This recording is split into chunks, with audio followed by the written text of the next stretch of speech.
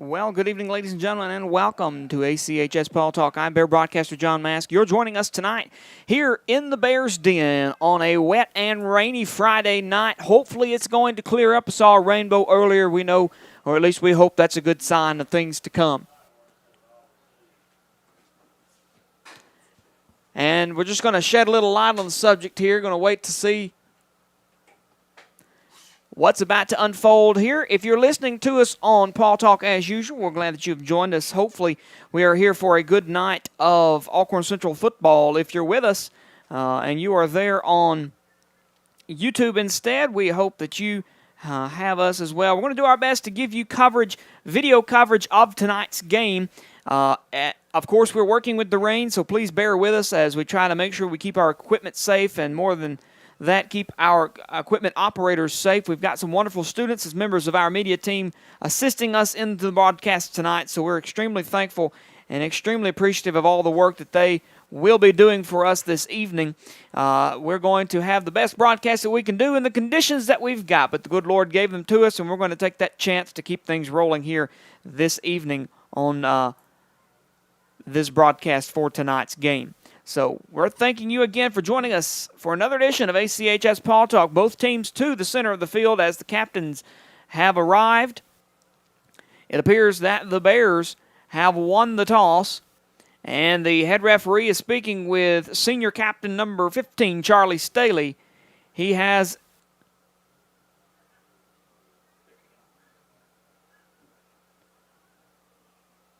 taken the option to defer, and the Bears will be receiving in the second half. Smithville will have the ball, and the Seminoles will begin the first drive of the game as they look to receive the kickoff coming their way here shortly. Again, we say thanks for joining us here on another edition of ACHS Paul Talk Radio and our first live-streamed football game. We hope everything works out as planned. That is at least our best effort tonight to be giving you Alcorn Central football right here on our ACHS media team. And you can kind of see that we're going to give it our best effort on our end. We've got some new media team members that are going to be helping us out, so hopefully you'll be able to enjoy the broadcast as they're learning. I say a special thank you to Coach Sam Holly for giving us a little assistance on the top of the press box. He has agreed to help the two media team members, which are, for the first half, Mr. Dylan Ledbetter and Ms. Michaela Rory. We're so appreciative of their efforts tonight as media team members. And in the second half, we'll have Caden Burcham and Kane Lewis join us. It's a 5-man officiating crew tonight, so the game clock will be operated in the press box, and I can tell you right now that Coach Richard Saul has never felt more pressure in his life as a game clock operator for the Golden Bears. So hopefully his days of panic and stress are over. Again, if you're with us on YouTube, we're just trying to get a good look, and you can see that some movement is underway, and both teams trying to take a look at what's taking place here on the field right now. The Bears are beginning to run in, and you should start seeing them here in just a moment as we get ready to follow the football on the kickoff here. The Alcorn Central Golden Bears will have the field with the Seminoles of Smithville.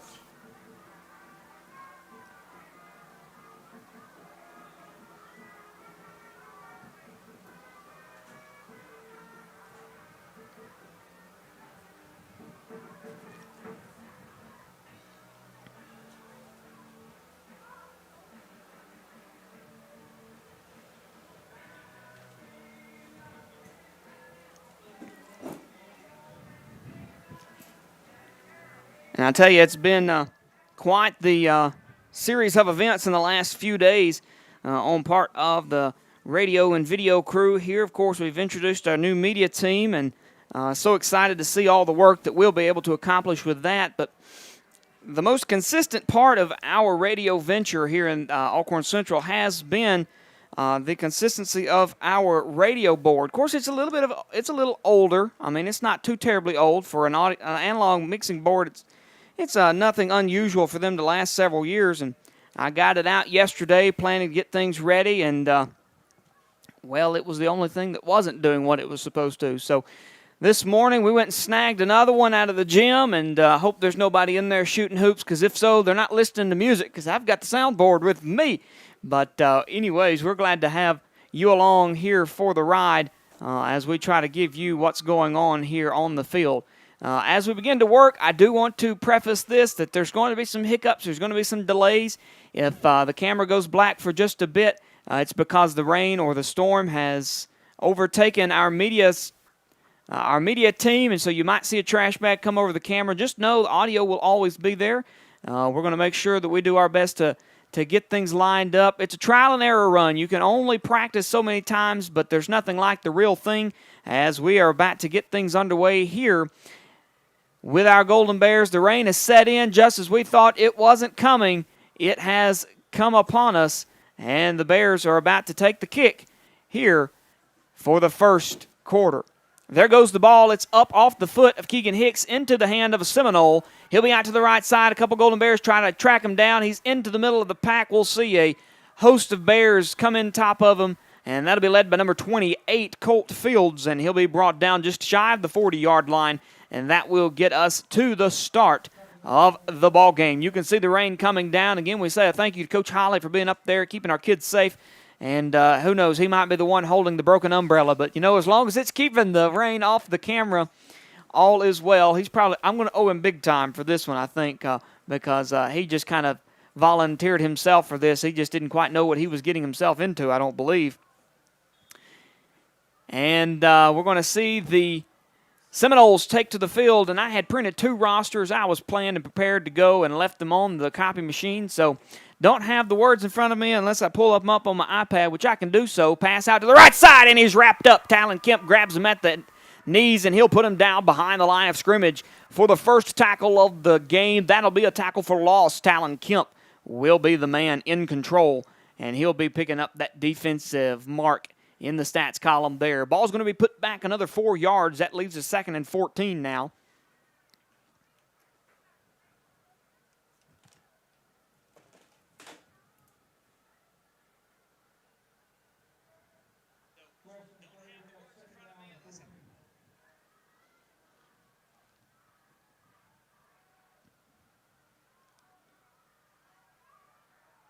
Seminoles down in position.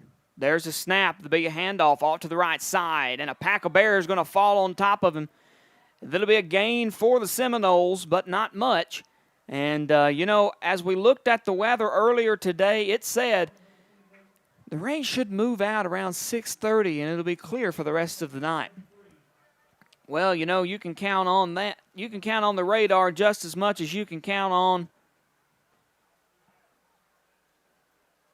I don't know where I was going with that analogy, but I'll come up with something, and we'll figure that one out. Seminoles back in the pocket. There's the snap. Quarterback keeper out to the right side. He'll make a quick pitch behind the line of scrimmage for a gain back into normal position, and a flag is on the play. That's going to be potentially after the play is over with. He's out to the sidelines. And just know that we'll be wiping some raindrops off the camera throughout the event tonight, so if you see a finger or some paper towels come in front of the lens, you'll know why. The rain's beginning to set in.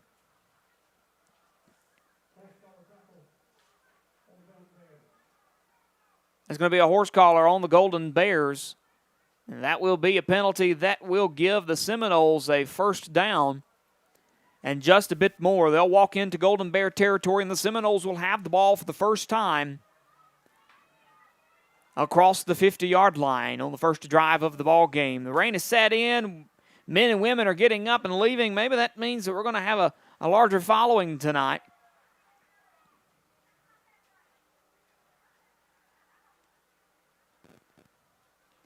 Don't forget we're live on YouTube as well as Mixler, so if you've got someone that's driving down the road, they can tune in to our radio station. Quarterback keeper on a high snap. Takes that to the right side. He'll be brought down just about the 40-yard line. Be a pretty good gain out to the sideline, or out to the right side of the play. It's going to pick up around 4 on the carry. You'll see 2nd and 6 now for the Seminoles as the drive moves forward. 9 minutes and 40 seconds to go here in the first quarter of play. It is Seminole ball. They've got it moving down towards the west end zone. A very, very good night so far at Alcorn Central. We were allowed to honor our military veterans and active service members, as well as the 13 fallen from Afghanistan. It was a very, very special moment here at Alcorn Central and a proud moment to be a Golden Bear as the Bears make the tackle there atop the 40-yard line. That'll be a tackle for loss on the play, brings them back 2 yards, and that'll leave them 3rd and 8 as they continue the drive. You know, the Seminoles didn't have much moving. The first play of the game was a loss for 5 yards, and the Bears were able to kind of slowly make a defensive move, and then a penalty across the sideline moved the Seminoles into first down territory. If the Bears keep putting the pressure on at the line of scrimmage, just as the defense did there, and dropping that man right there behind the 40-yard line for another tackle of loss, they'll lose a yard there, and it brings them to about 4th and 9. We're going to see the punt crew come on now. Pretty good position from the punt man as special teams moves on for the Seminoles. So you have to imagine here that a pretty good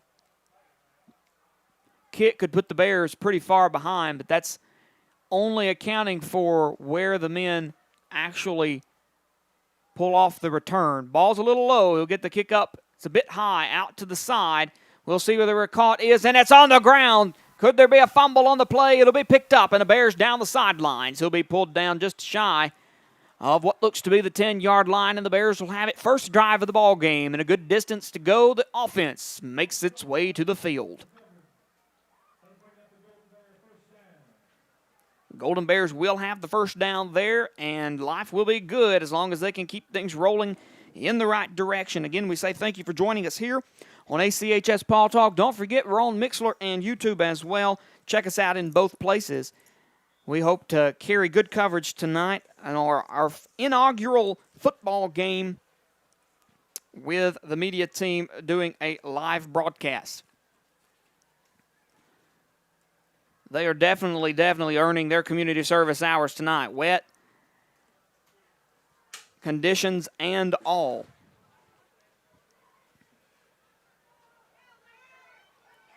Plays in motion. He's out to the right side. He'll be wrapped up, spun around, and put to the ground. And that'll be number 15, Charlie Staley, on the carry. It'll be a loss of about a half yard. We'll give him a hole, and that'll bring up 2nd and 11 now for the Bears.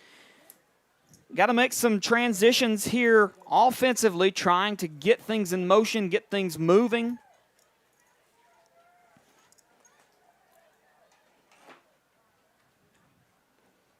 Trying to look through a rain-covered window screen here.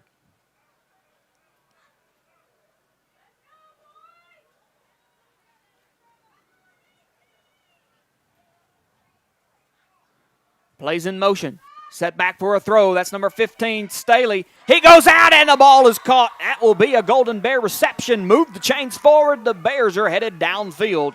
That'll be an Alcorn Central first down.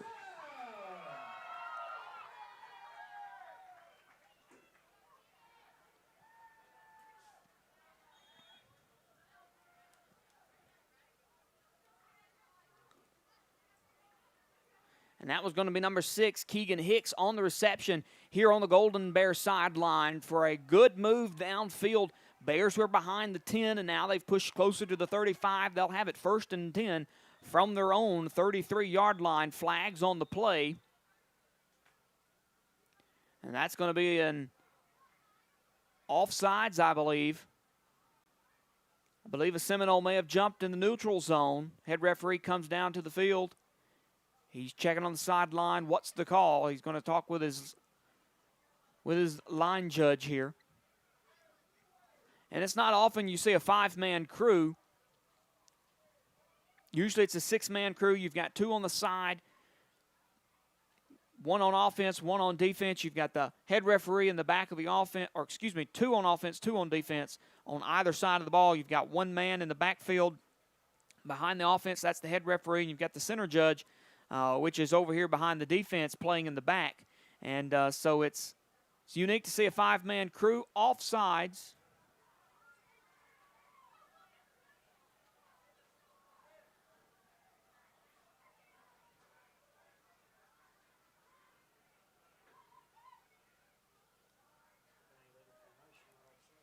It's going to be illegal formation. rather than offsides. When they made the initial call on the sideline, I thought it was going to be an offsides on the Seminoles, but instead it's going to be an illegal formation on the Golden Bears. A 5-yard penalty puts us 1st and 15. As you can see, the drip, drip, drip of the rain through the camera lens. Back in position. Staley with the ball. It's on the ground and a fumble. Ball security going to be the name of the game tonight. In a wet and sloppy game, the Seminoles fall on top of it. And it appears the Smithville Seminoles will have possession. They're about the 33-yard line. So the Bears are going to have to play some solid defense. They've given the Seminoles the best field position of the ball game. They'll have it 1st and 10 on the 34.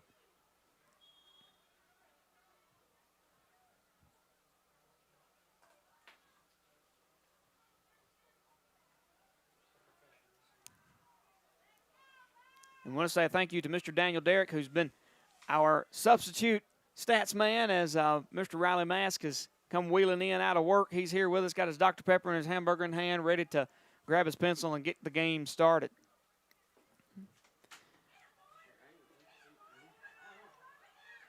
Smithville out to the right side, and he's trucked out to the sidelines, not after a gain of about 7 yards on the play. Might give a little extra, but he did get out of bounds early, so I'm going to say they're going to call him short. Yes, and that they will. 2nd and 4th now for the Smithville Seminoles.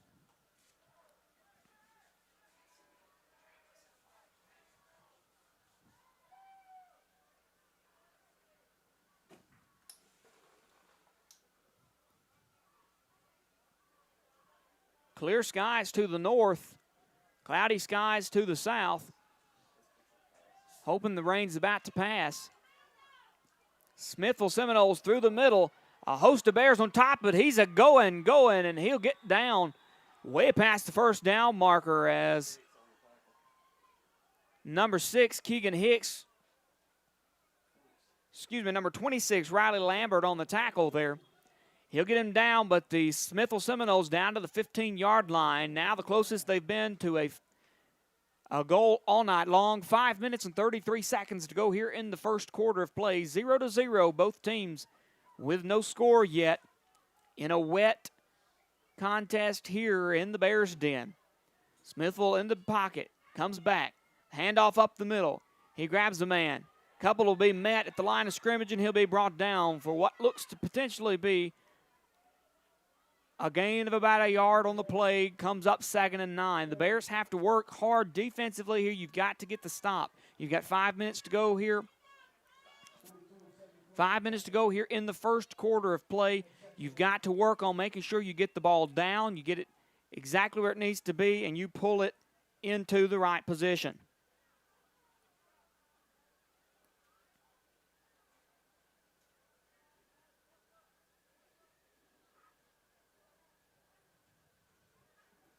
Smithville on the ball. Snaps back out to the right side. Quarterback keep. He's going to sneak away to the right side. He'll get out to the sideline and just into the end zone. Flags on the play. We can only hope that it potentially could be a hold and it might be coming back.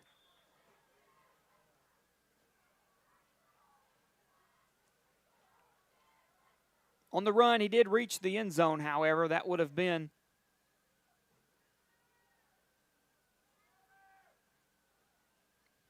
a carry of about 13 yards. Flags on the play, waiting for the final official to rule.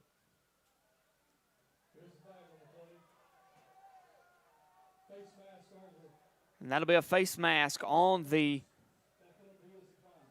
Golden Bears. That penalty will be declined.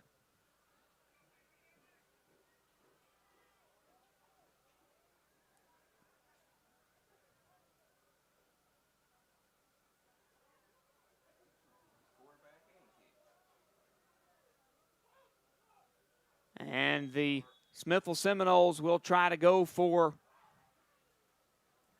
the extra point. Flags on the play.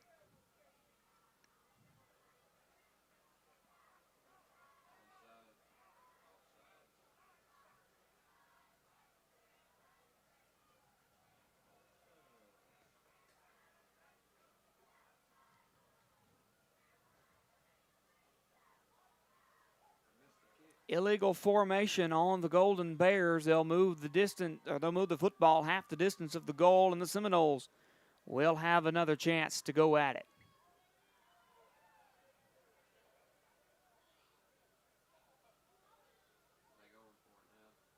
They're going to try to go for the two-point conversion as they line up, stacked in the box. Quarterback under center. They'll be met at the line of scrimmage, and he will be brought down, and that is an incomplete attempt for the two-point conversion. That'll leave it 6-0 here.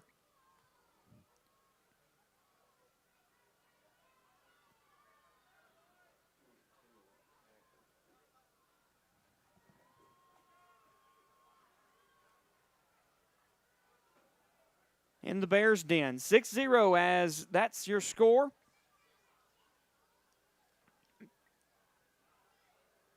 Seminoles will walk ahead.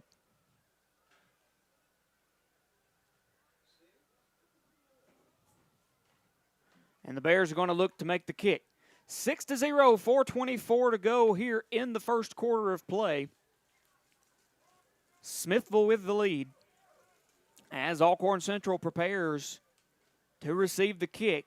The men out back going to be number 1, Alex Moore, number 15, Charlie Staley. Here in the secondary, you've got number 58 in Dylan White, number 21 in Scotty Quinley. There in the middle, you'll find Clay Langston. Several good receiving men there getting ready. They're going to have to reset the ball, get a new clean one that's a little more dry. They'll reset it on the tee, and they'll come back.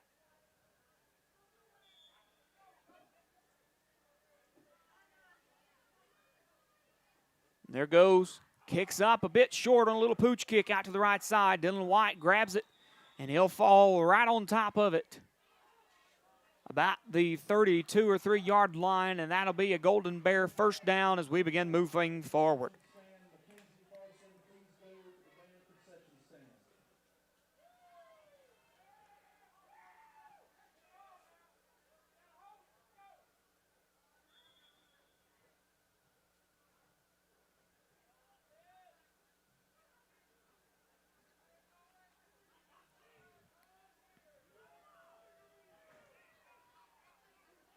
Golden Bears will have the ball right on the 34 yard line. They'll begin 1st and 10.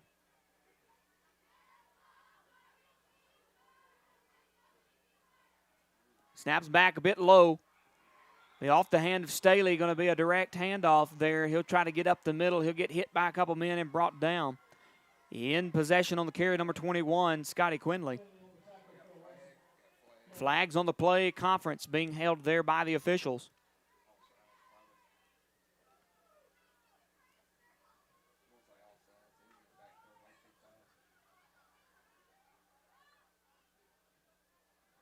I'm going to call a false start on the Bears. I was going to think probably more of a offsides call there. I was thinking that defensive back got out pretty quick into the backfield on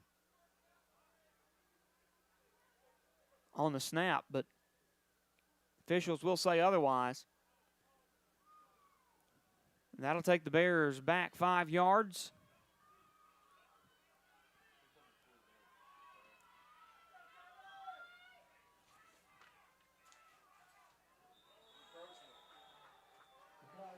And there's another flag on the play.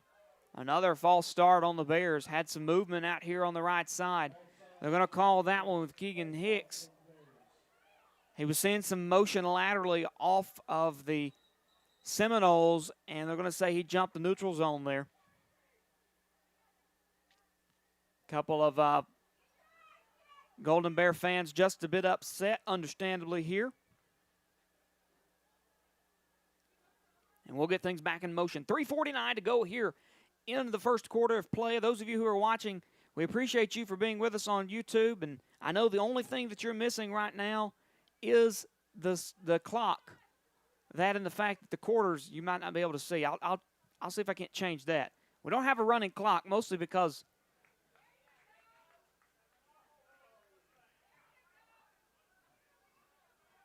the program we're using just doesn't have one. Going to be two penalties on the Going to be two penalties on the field. Those are both going to be an offsides and a false start. Each will offset one of the other. Direct snap to Staley. He'll give the handoff there to number 28, Colt Fields, and Fields will get brought down to the ground. Will be a small gain, and that'll bring us up to third and about 14 to go here for the Golden Bears. 3:26 remains in the first quarter of play, and what seems to have been a fairly long first quarter. We are proud to say that we will get to have our ACHS Purple Pride Marching Band. We will be able to provide you with that coverage during halftime. Throws out to Alex Moore. He'll catch it on a short route and a fumble on the play. That will be a Seminole recovery. Moore had it in possession long enough to lose it, and the Bears were able to take over. An unfortunate turn of events there for the Golden Bears in what's going to be a very difficult night to make a pass play in these raining conditions. You've got to make sure that you grab a hand on top and you pull it close and keep it tight. That's going to be your only saving grace tonight in a game that's full of wet and slippery conditions.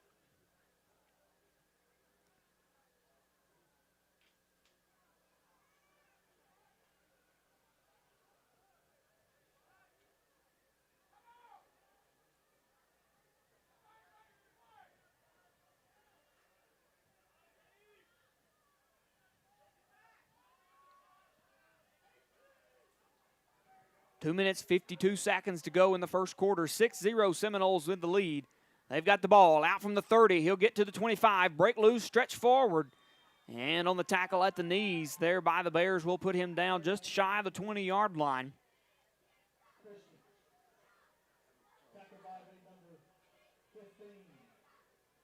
Staley's going to be in the area on the tackle as well as Keegan Hicks. Going to leave the Seminoles with about 4 yards to go here on the second down. 2:19 and counting here in the first quarter. 2nd and 4, Seminoles preparing for the snap.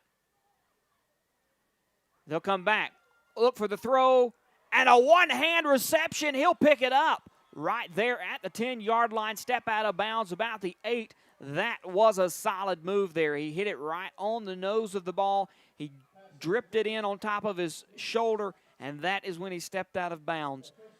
What a solid catch there by the Seminoles.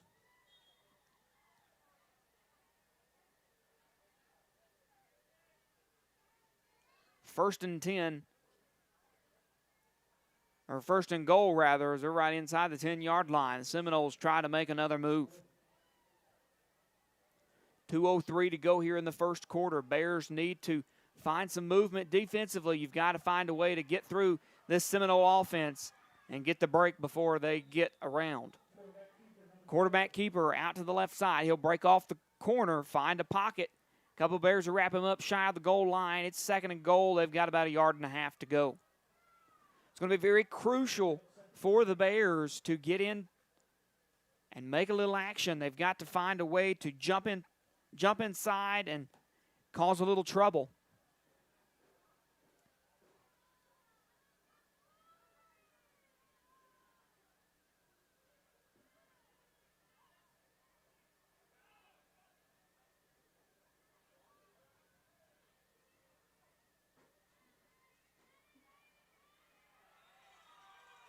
And the Seminoles will make it to the end zone. They'll get it up the middle. And that'll be a completion to put another 6 on the board for Smithville.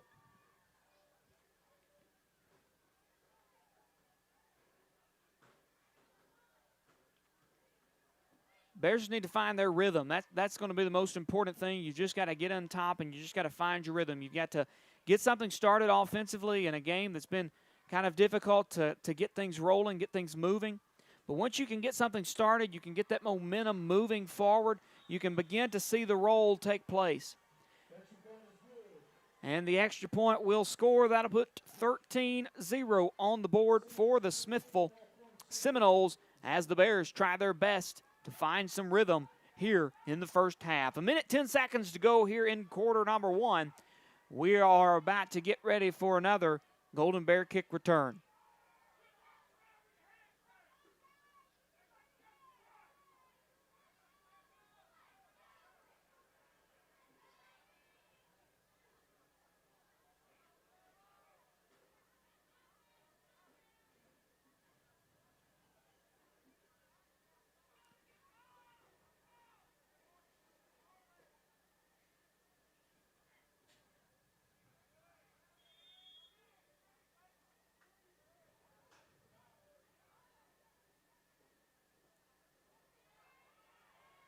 There's the kick.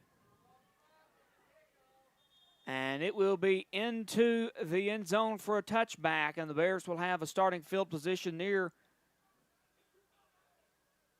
the 35-yard line.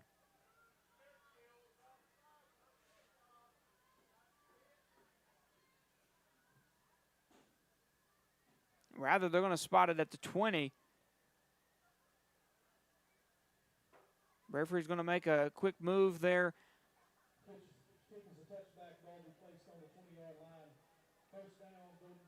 And it will be 1st and 10 here for the Bears.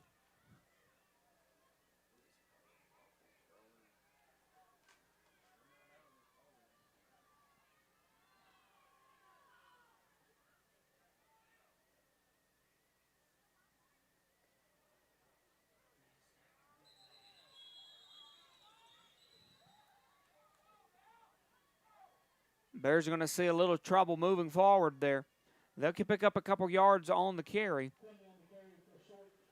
Quinley on the carry. They'll take about 2. Leaves us 2nd and 8.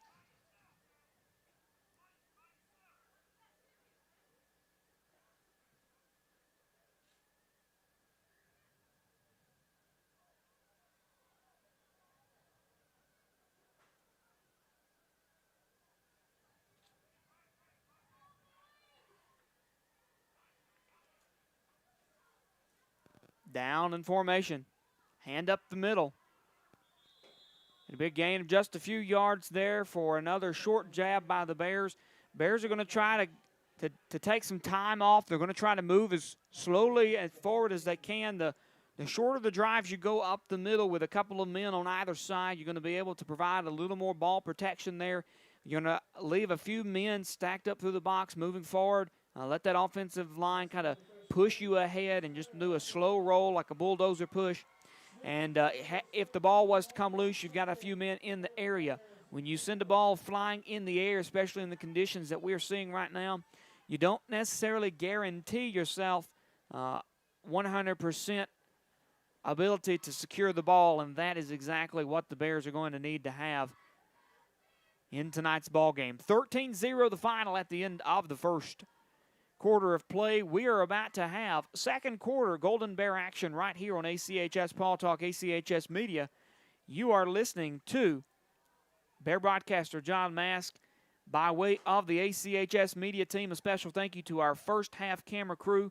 That is Michaela Rory and Dylan Ledbetter. Those are both students here at Alcorn Central High School, inaugural members of the ACHS Media team. Along with them, helping us out on the top of the booth, Coach Holly, who graciously volunteered to stay up there. Don't know if he knew what he was getting into, but we're thankful he chose to dive in anyways. And so he will be very, very beneficial to the helpers up there. At the second half, we'll have 2 more media team members do a swap out. We'll do a transition of shifts here. We'll have Mr. Kane Lewis and Mr. Caden Bertram join us up on the top operating our camera. So we do appreciate that, and we want you to support our students. This is the main reason we do this. For the ones on the field and the ones behind the scenes, we're so appreciative of each and every one of them and all of the many talents that they have. Bears will have the ball. It'll be 3rd down and around 6 to go.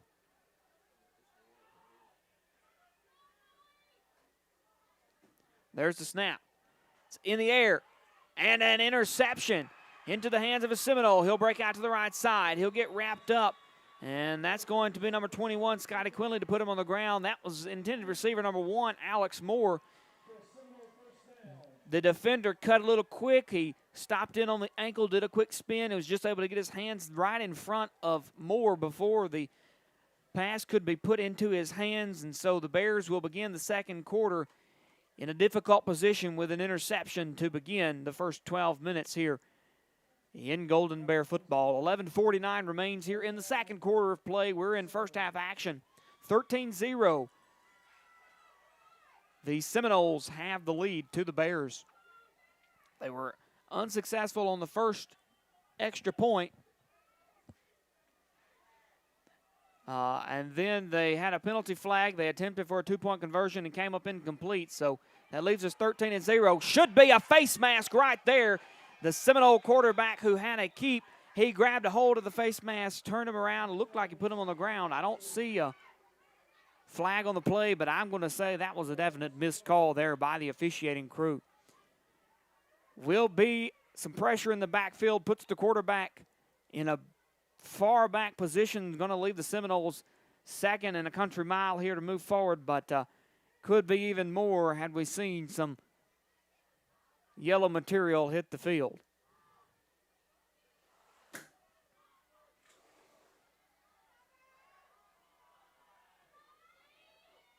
Seminoles come back. Out to the right side. He'll get wrapped up and put down. Good move. Cole Harville in the area and in control. He'll put him down behind the 40. And another loss here for the Golden Bear defense.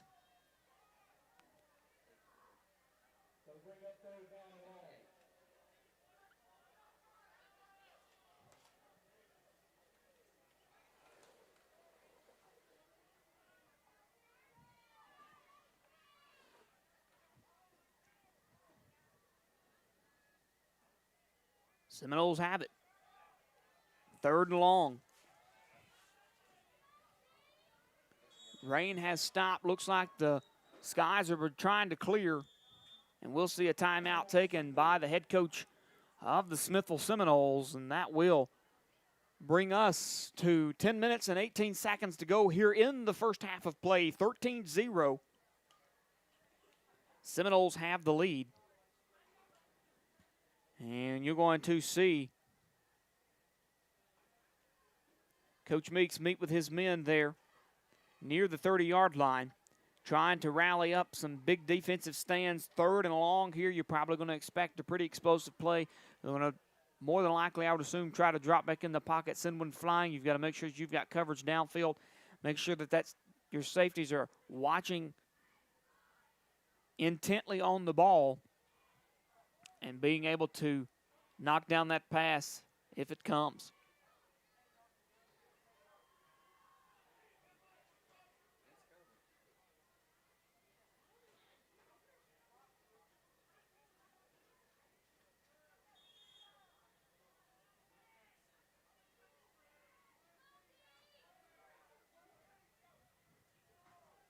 Back in the pocket. He goes for the pass, and it's going to be incomplete. And the Bear was in the area. Number 32, Chadwick Sanders, tried to reach for it. It's going to be a bit short. He was a bit behind there. And that'll be a incomplete attempt for the Seminoles to move the ball down the field. It'll rest on the 41, and we're going to see special teams move out. Smithville is about to punt. Hopefully those big defensive moves will kind of get some momentum here for the Bears. Big punt, going to be on the ground, and they'll let it roll back into the end zone. That'll be another Seminole touchback, and the Bears will have it at the 20. This time, much like the last, the Bears need to make a change on the move here to try and get things downfield quick.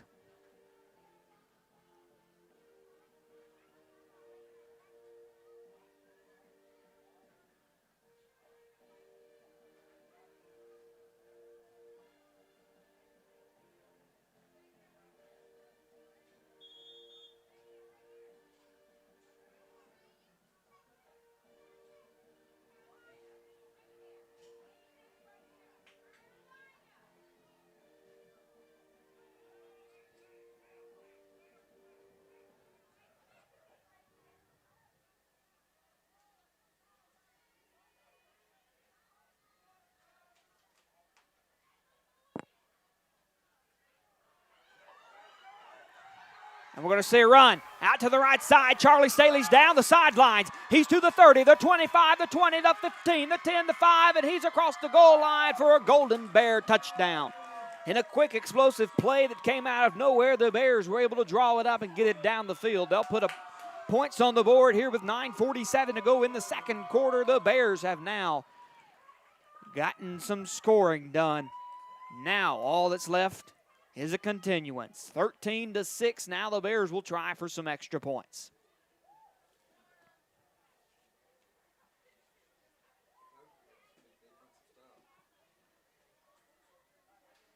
That move defensively made all the difference in the world. Getting it started, you've got to change momentum, and now the Bears just have to work on keeping it alive right here. 13-6, 9:47 to go in the second quarter. Bears going to prepare for a special teams action here. They'll be in position. Snap on the ground.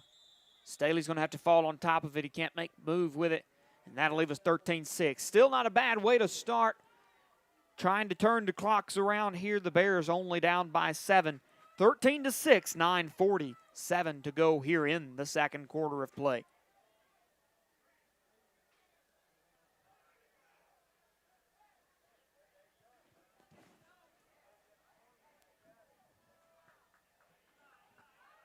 We appreciate you all for joining us. Don't forget, we're live both on Mixlr and our YouTube page, ACHS Media.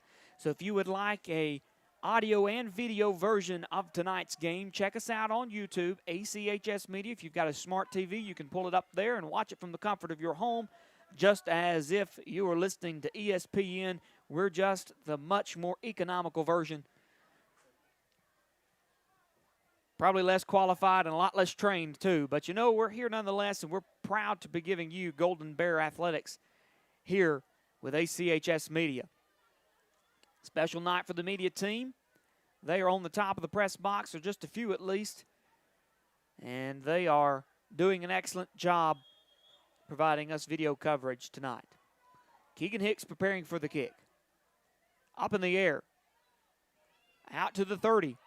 Seminoles make a cover, and he'll get put down to the 45. The Bears now need to get to work on defense to give them another position, or another opportunity to take a possession here in the second quarter. 13-6, 9:30 to go here in the first half of play. Seminoles slightly lead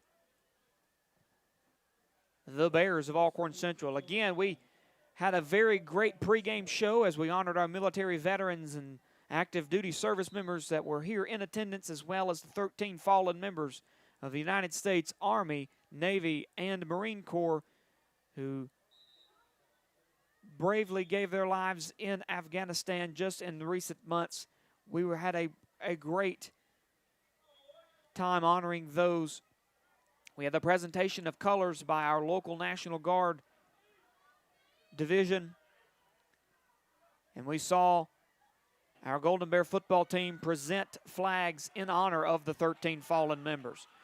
Big move for the Bears. They'll get a tackle back in the backfield for a big loss. Another big defensive move. Several Bears with hands in the action there, getting that position and pushing the ball back. They're going to call it just 2 yards behind the line of scrimmage. They're going to give him forward progress there. Bears took him ways back. But still, something that big still gives you a lot of momentum and a lot of motivation moving forward. Want to make sure that you stick with us here on ACHS Paul Talk. We'll have a presentation of the ACHS Purple Pride marching band. They'll come back in the pocket for a pass. It'll be completed. He's up the middle. Alex Moore on the chase. He'll knock out Moore. Talon Kemp comes from behind and puts him on the ground. Not after a big gain of yards there by the Seminoles on the pass up the middle. He'll find the screen up there. He'll grab take for several yards downfield, and they'll bring up 1st and 10. Seminoles will have it about the Golden Bear 14. 8:35 to go in the second. 13-6. Seminoles have it. 1st and 10 on the Bear 14-yard line after a big pass play that moved the chains. Set back from around the 40-yard line, And they'll get it to the 14. Snaps a bit high. He'll gain possession. Quarterback keeper out to the right side. He'll get brought down by several Bears there. Number 26, Riley Lambert. Number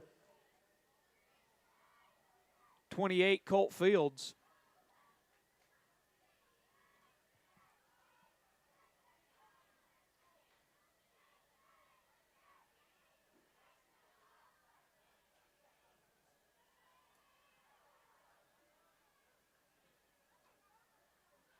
You can see the smoke from the concession stand. Got some hamburgers grilling out there, some hot dogs, and some good stuff going on down there in the concessions area. Snaps out. Handoff to the left side. Running back takes it up the middle. He'll go for a stretch. He'll get brought down at the knees, comes short of a first down. It'll be 3rd and short here for the Seminoles. For about 3 yards to go. Number 42, Clay Langston, in control on the tackle.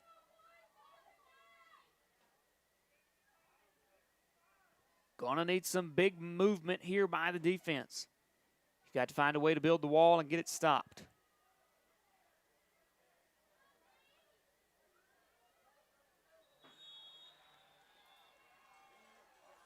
And I believe that's going to be an offsides penalty on the Bears.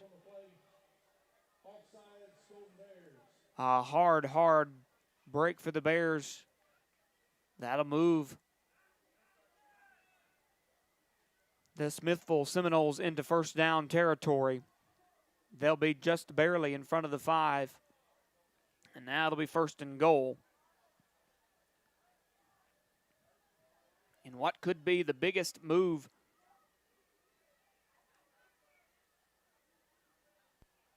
as a defensive position all night long. To get a stop right here would be extremely pivotal because you could potentially force the turnover and potentially either tie the game up if you could go downfield quick enough or get the lead. End around to the right side. He'll touch into the end zone, and the Bears will lose another 6 points on the board and go behind the Seminoles. Now 19-6. Still a lot of opportunity ahead with 6:19 to go here in the second quarter to pick up the pace and put some more touchdowns ahead. Bears going to try to block the extra kick here.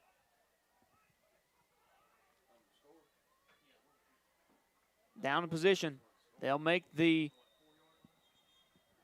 place, kicks in the air. It'll be through the uprights. Plenty of whistles to be blown. If the flag does not call it back, it will stand as a completed extra point. But it looked like the whistles were blown as the motion was being, or as the ball was being placed to kick. Offsides on the Bears. Several penalties tonight on the Bears. 5 yards here, 5 yards there. It begins to add up. You've got to clean that up, and you've got to get back in regular motion. Seminoles will give again. They'll go up, and it will be a completed extra point. And that'll take us 20-16. Seminoles lead by 14 to the Golden Bears, 20-6. 6 minutes, 15 seconds to go here in the second quarter of play.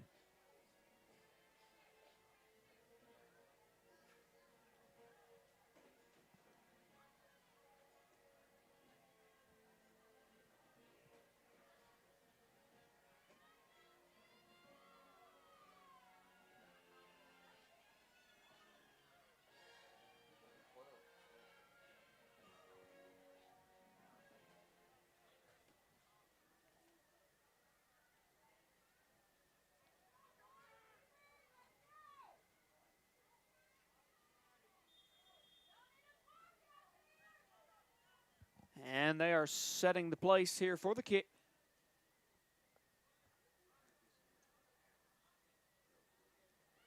Ball in the air. A Good pooch kick out through the middle. It'll be picked up by number 1, Alex Moore. He'll try to hold the ball. He'll keep it intact. He'll get across the 35. He'll roll to about the 37, and that's where the Bears will begin the drive. 1st and 10 from the 37. Alex Moore picking it up near the 20 and taking it for about 17 yards. That'll give the Bears the initial drive here in the second. 20-6. They're behind 14 to the Smithville Seminoles. 6 minutes, 12 seconds to go here in the second quarter.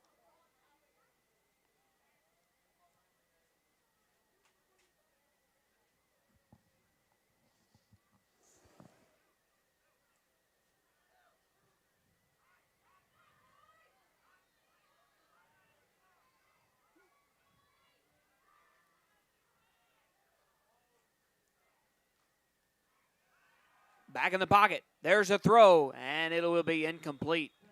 The intended receiver, number 6, Keegan Hicks. He came up high, had fingertips on the ball, just a bit high on the throw. Number 15, Staley in the pocket, putting it in the air. And that'll be an incomplete first down. It'll bring up 2nd and 10.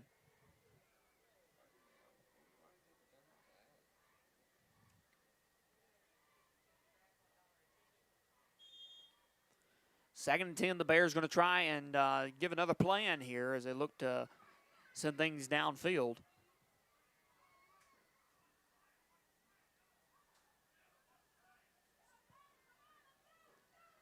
Up the middle. And it's going to be a pack of Seminoles going to bring down the Bears right behind the line of scrimmage. A bit of loss of 1 on the play. 3rd and 11 now.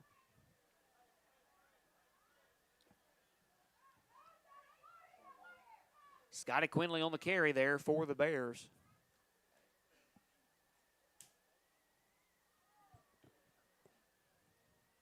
In what I believe was probably a Seminole brick wall he came into. 3rd and 11. Head coach Matt Meeks of the Golden Bears takes a timeout.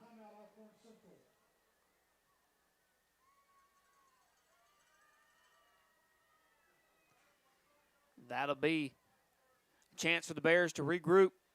Get things in order. You've got to find something. You've only got 5:32 to go in the first half.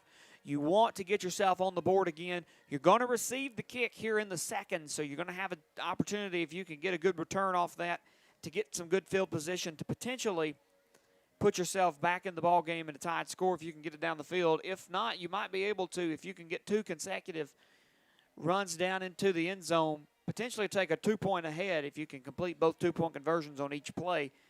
Could be a 22-20 ball game if we can get a score before half and then on the opening kick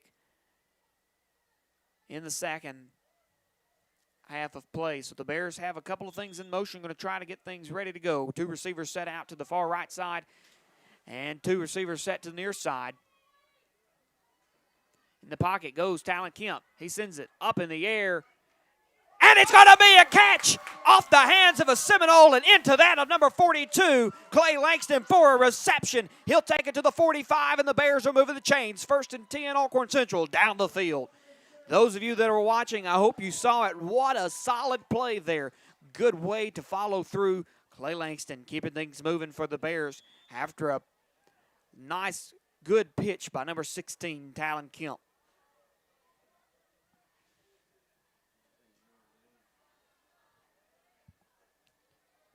For a 19-yard gain there for the Bears, a big move downfield. 1st and 10, they'll have it on the Seminole 45.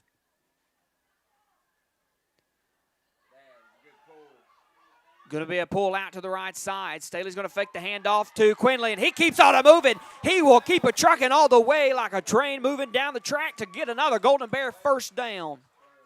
That'll be a gain of 12 in the play. The chains will move forward. The Bears are regrouped. The clock will stop, and the fans will be on their feet. 4:52 to go here in the second quarter. 20-6, the Bears trying to put themselves in a better position with numbers on the board. That is exactly what you are meant to do when you have the football and you're running down the field. Fight for everything you can and take everything you can get. And that's exactly what number 15, Charlie Staley, just did there for the Golden Bears.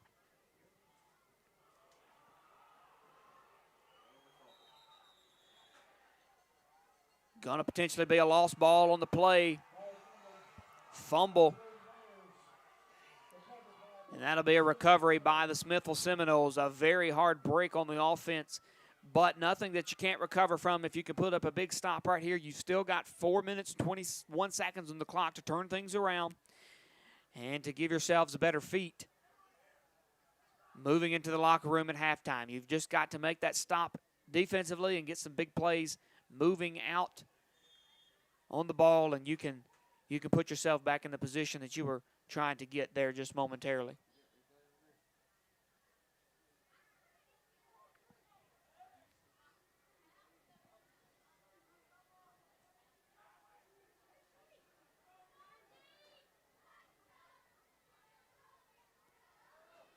Run up the middle here by the Seminoles. They'll get about 4 or 5 yards on the carry.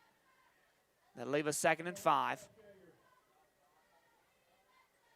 4:09 and counting to go here on the clock. Another slight rain setting in here. A very quick drizzle.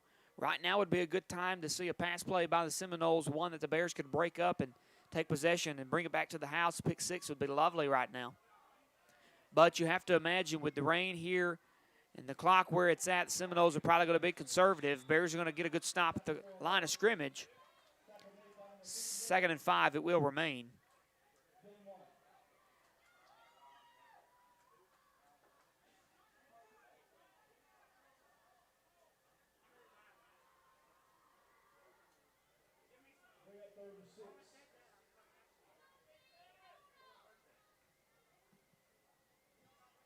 .3:15 to go and counting here in the second quarter. Smithville Seminoles 20, Golden Bears 6. It's Seminole ball, 3rd and 6. On the 38-yard line, ball's back. Passes in the air, a good opportunity, and that's going to be a Golden Bear. Interception number 6. Keegan Hicks with the ball, he's got it. Let's turn the chains around and head the other way. Alcorn Central will take the ball back down the field. This is a time you have to capitalize. You've got 2:55 to go, some big plays. Get it down the field and get it quick. Keep it secured, and you can really turn things around right here and give yourselves a little better position moving forward into halftime. You want to take yourself to the locker room. If you're going to be down, only down by 3 to 7, and definitely not by 2 scores. So you want to give yourselves that chance to get things in the right position before you head to the locker room.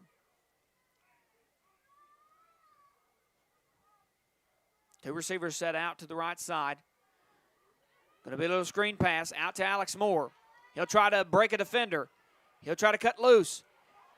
He'll get wrapped up pretty hard. He'll gain about 2 on the play, and several men will put him down. They'll give him forward progress, and it'll leave us 2nd and about 7. They'll take him 3 on the spot. Alex Moore on the quick slant route out to the right side. Back behind the line of scrimmage. He'll take it out to the sidelines, cut laterally out towards the midfield, and then he'll get brought down. Gain of 3 on the play, 2nd and 7. Bears have 2:21 to go here in the first half.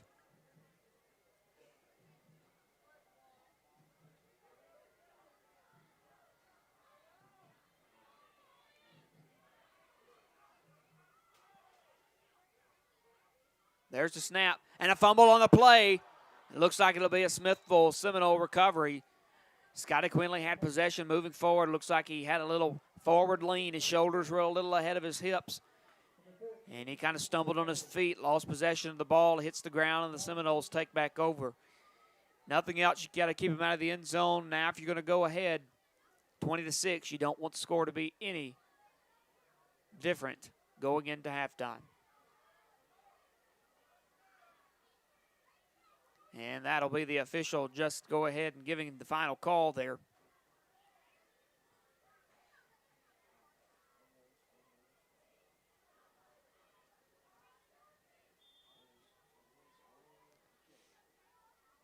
Bears have had several fumbles tonight. Really, you just can't move. You can't go forward with 4 fumbles on the evening. That's just in the first half. It's hard to win any football game when you can't hold on to the ball. Definitely something I imagine Coach Meeks, Coach Wright, Coach Wood, and Coach Nelson are going to address in the locker room during halftime. Nothing that can't be fixed. for sure there can be a big comeback, and that's what we hope to see. But Bears have 1:58 to go. They've got to keep a defensive move here. Quarterback out to the right side. On the quarterback keeper, he's out to the sidelines. He'll get it to a first down mark and just about 2 yards ahead. That'll be a 12-yard carry for the quarterback, number 12, Tyler Land. Tackle there by number 32, Sanders.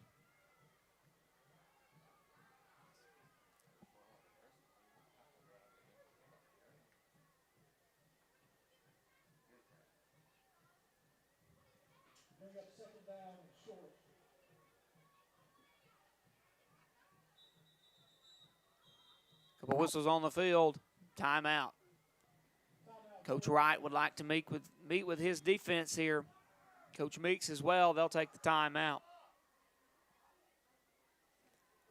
1:38 to go here.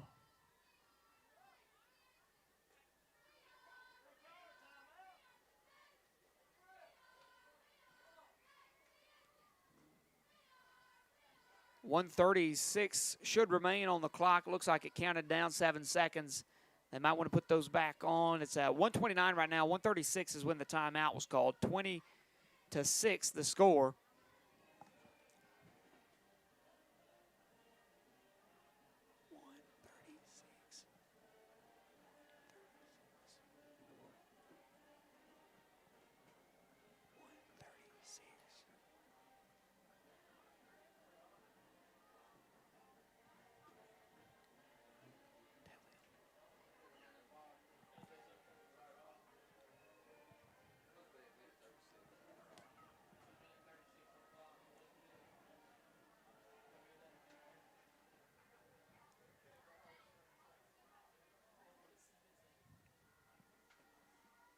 And looks like the Bears will be back out to the field.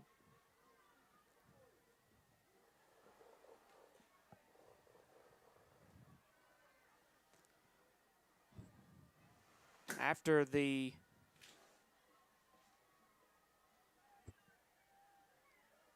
timeout, Smithville has it. They're going to call him out of bounds shy of the first down marker. Going to give him a gain of 8. It'll leave a 2nd and 2 here for the Seminoles. Coach Wright running out to the sidelines. Don't really know what he's doing. Maybe an injured player. Sure enough, it's going to be an injured Seminole on the sideline. Coach Wright, being a first responder with the Farmington Fire Department, goes to give a little help. A good show of sportsmanship. Each team helping each other. Tyler Land goes out to the left side. He will get to the 20, and he'll be shoved out of bounds. Golden Bears had a man chasing.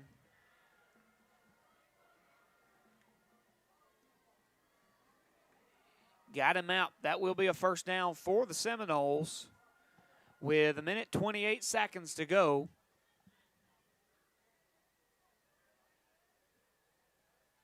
First and 10.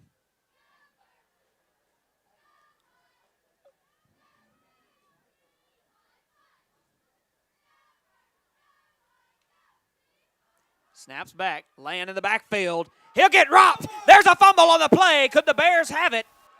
And they will. They will recover. Only with 1:21 to go. You've got to draw up a magnificent series of plays to get down the field. Bears will recover on the 30-yard line. A big defensive move there by the Bears coming out. Cole Harville forcing the fumble. 32, Chadwick Sanders taking possession. As he dives on top of the ball, the Bears will have it. 1st and 10 on their own 30-yard line. 70 yards to go. Bears need to find a score.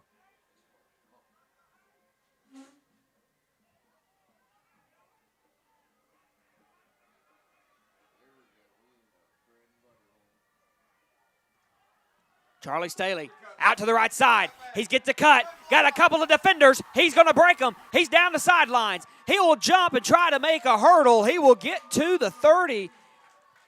I thought we were about to see him go down all the way, but that's still going to be a big pickup. A 40-yard carry there by Charlie Staley. Gets out at the 30-yard line. He comes back in the pocket, breaks through the middle, heads out to the right side, trails down the sidelines, and gets brought out just about the 38-yard line. So he'll take a step quicker than he takes the roll. And that'll have it. 1st and 10, Bears with 1:13 to go here in the second quarter. 1st and 10 from the 38 as they try to draw up another power play here. Talon Kemp goes deep. That's to number 6, Keegan Hicks. And he is going to call incomplete, but there's a flag on the play. I believe that could be pass interference.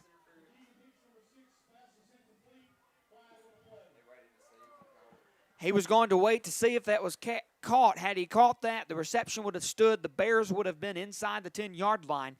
Now that the pass was incomplete because of interference on behalf of the Seminoles, the Bears will have it 15 yards forward. They've already moved the ball on the spot. They haven't reset the chains yet. But this will put the Bears inside the red zone. 1:06 to go in the second quarter. Pass interference on the Seminoles. It will be taken. 15-yard penalty.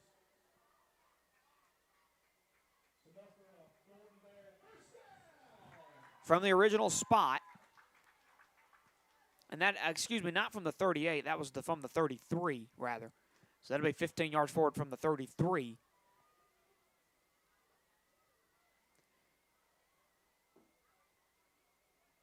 And that'll get us to about the 18. 1:06, Bears on the 18-yard line, 1st and 10. Bears trail by 14. Staley cuts back out to the right side. He's going to power through. He'll push for that first down. He'll come about 2 yards shy. They'll keep things going here. Less than a minute on the clock. Bears have it. 2nd and 2. You've got to get past that first down marker to stop the clock, get the pass out of bounds, or take the timeout.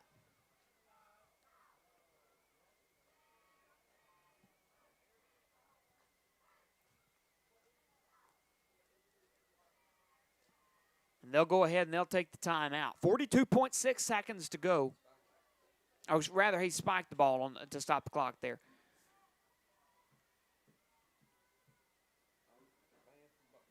Bears only having 1 timeout left, so they'll spike the ball to bring up 3rd and 3.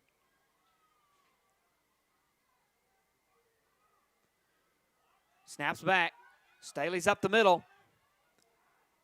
He'll get forward. I think they'll give him a first down on that one. It'll come close. Looked like the play was dead when there was some contact after. It looked like they ripped his helmet off. No flag. Should have been something unnecessary roughness or a late hit or something. Now he'll have to come off to the sidelines. You lose your helmet, you have to sit out at least one play, one snap. Going to see some receivers move in. They will have the clock stopped. 32.9 the Bears with a 1st and goal situation from around the 6-yard line. They've got the ball set, so once you get the ball set, the clock goes back active. The referee blew the whistle. Get the snap. It's on the ground. Chadwick Sanders picks it up, gets pummeled in the backfield.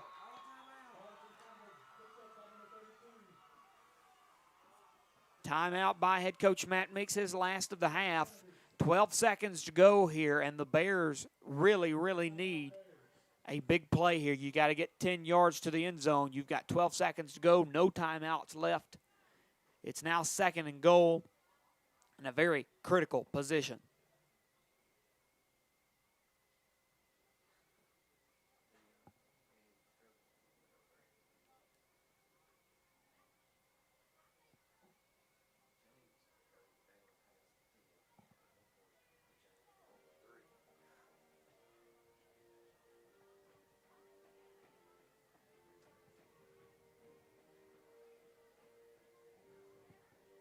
12 seconds to go here in the second quarter. 20-6 the score. You've got to get it in the air on this one. You've got it second and goal.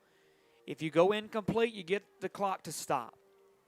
If you get a completion, you might just very well be in the end zone.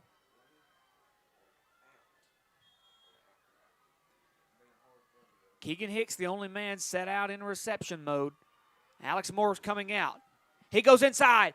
Keegan Hicks on the area, going to be incomplete. That'll stop the clock. 7.5 seconds to go. It hit his chest, and I think it rolled off just before he could grab it up. So that'll give you third and goal here. Ball on the 11.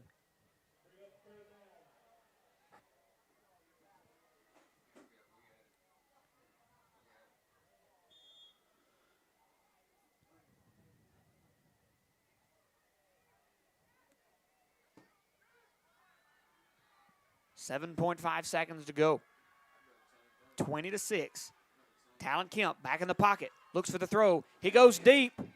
Alex Moore in the end zone. He's got the football. There's the hands in the air. You'll find a touchdown on the board. 6 points goes ahead. And the Bears will add 6.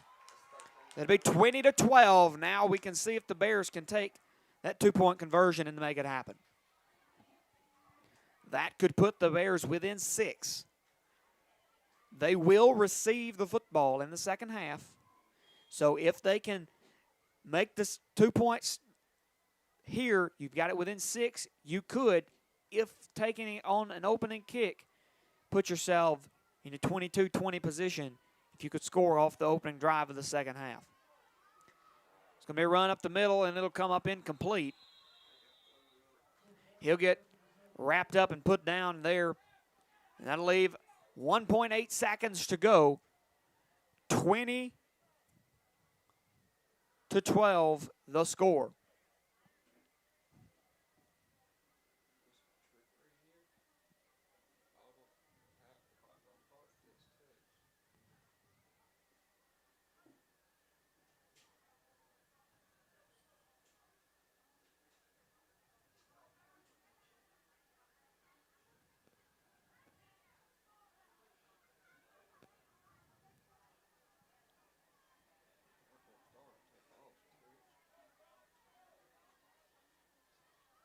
Coach Meeks trying to take a last-minute stab at the second half.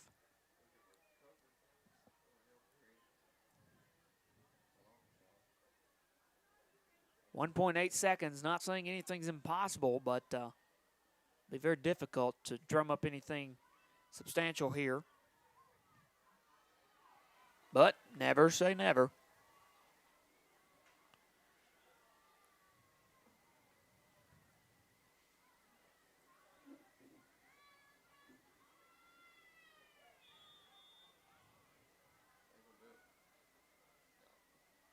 Keegan Hicks going to put it up. Out to the left side. It'll hit at the 30. Roll out at the 25. And I believe the Bears might be going to halftime down 8. 20-12. Still a second and 8/10 left. I think they're going to have a re-kick here.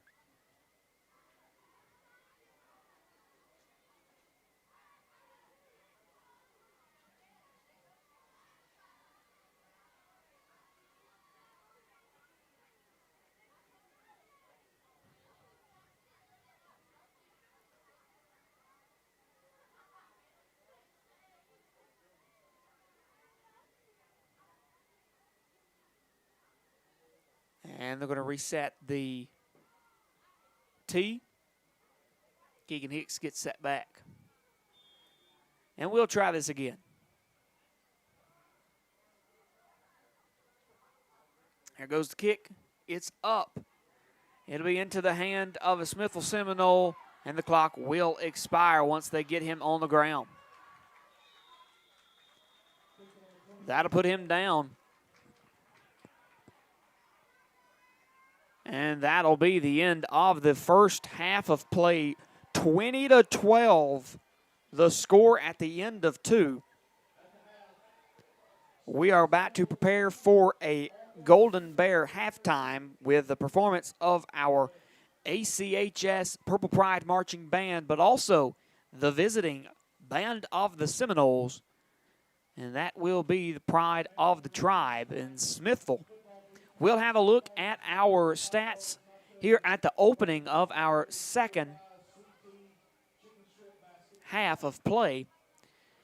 As we begin for some band action, we say a thank you for watching here and listening, whether you're on ACHS Paul Talk Radio or you're with us on ACHS Media. It has been a pleasure so far. We're about to give you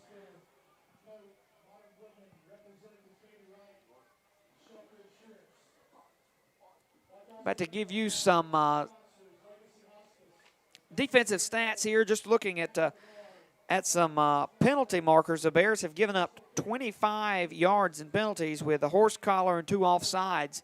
Several Golden Bears in action for tackles. You've got number 28, Colt Fields with 3, number 16, Talon Kemp with 3, number 42, Clay Langston with 3, number 58, Dylan White has 3 as well, number 15, Charlie Staley with 3, several others with 1 and 2 apiece. There has been a total of 6 tackles for loss so far tonight, with 1 interception and 1 almost interception on a pass tip. There's been 1 fumble recovery by the defense, and like I said, several other tackles. We'll take a total look at all of them as we wrap up our broadcast this evening. I want to say a big congratulations to our Alcorn Central High School Golden Bear and Lady Bear cross-country teams. They went to Hardin County, Tennessee yesterday and competed in the Horse Creek Invitational Run, both bringing home the first place trophy. Out of 16 runners, the Golden Bears had 13 in the top 15. How about that? Out of 16, 13 in the top 15. They brought home medals for each one of those 13, as well as 2 first-place trophies to add to the large collection of hardware for the Alcorn Central cross-country and track teams.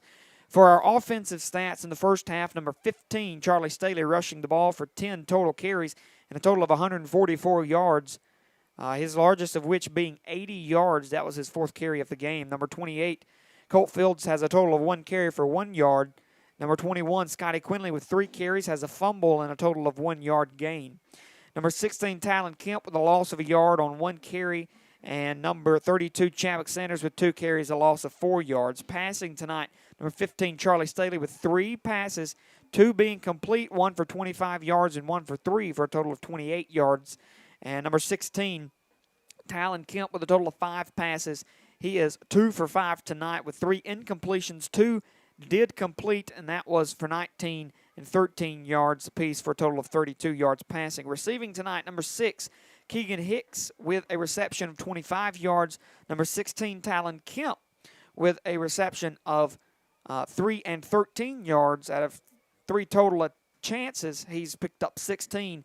And number 42, Clay Langston, for a 19-yard gain.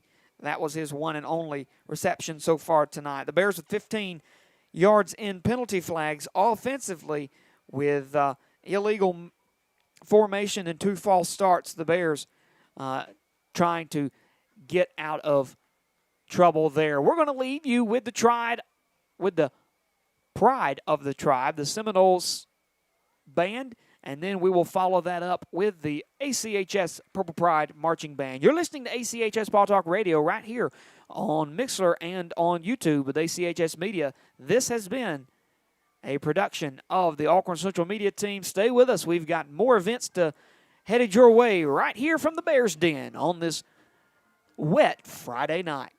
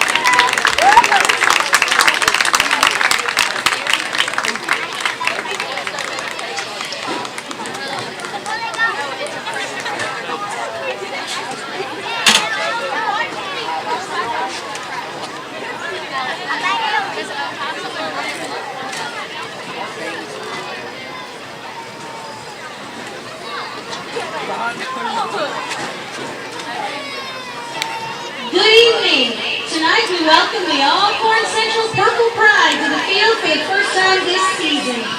We started this journey last year in the middle of a global pandemic. Seems like we've been driving to this concert such a long time. Along the way, we encountered some roadblocks, detours, and exits. But we kept on traveling down the road and picked up some new folks along the way. We are thankful for the people we've met and the people who supported us and donated for us to be decked out in these brand new threads. We are so excited to see Journey in concert. Why don't you come along and join us and rock on!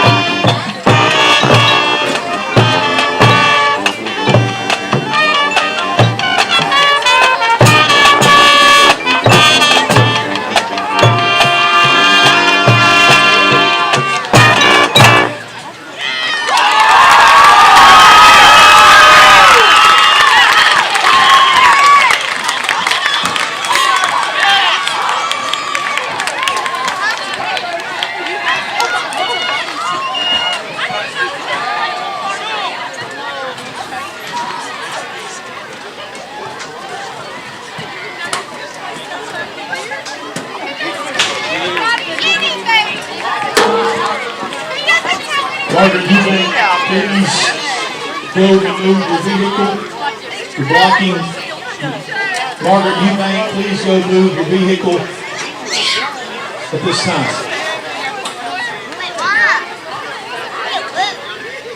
Fans, if you'll take your tickets out for the 50-50 raffle, we've drawn the winner. You can collect your prize at the band concession stand.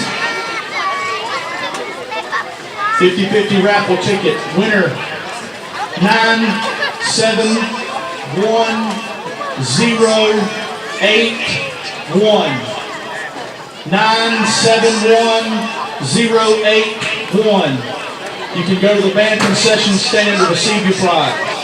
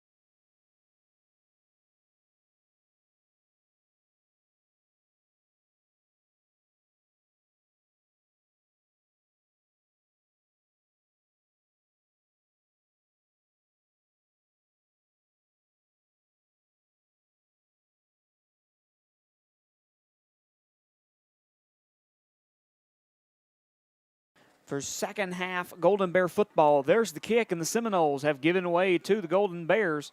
They'll pick it up right there, take it up the middle. We're going to have a man. He's cutting loose. Can he break the defender? He's headed to the house. That's number 1, Alex Moore. He's to the 15, the 10, the 5, and across the goal line. The Bears put 6 on the board. That's exactly how we wanted to start. Here's a flag on the play. It might be coming back.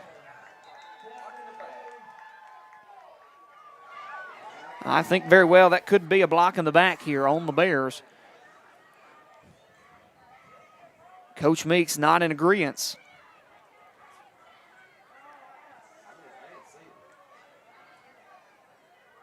He would love to see that flag picked up and waved off.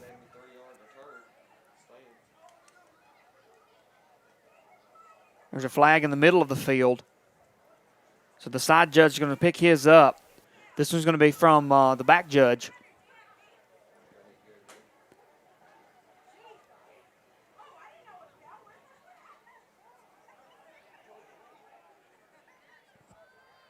Having an officials conference there.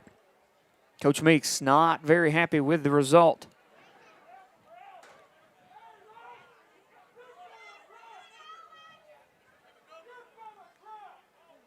And Coach Meeks, after meeting with them, they didn't even really know who it was. They couldn't come up with the number. He wanted to know which person, which guy. They couldn't come up with the number, which means that was probably a bogus throw, but my guess is it will stand either way.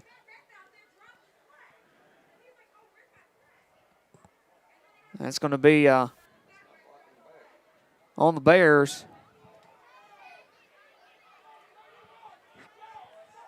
On the signal there, I'm going to say you got me there. I'm not going to assume I know what the call was. I just know it was against the Bears, and it'll be coming back from the spot of the foul. It'll be back.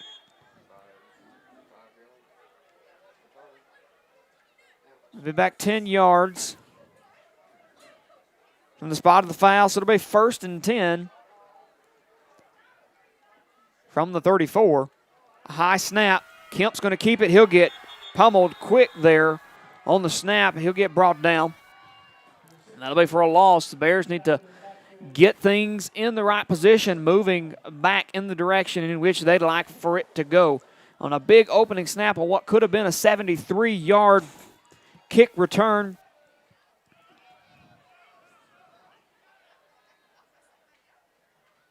Has come up with a penalty flag and put the Bears now 2nd and 13 on a tackle for loss to open this drive. Another high snap.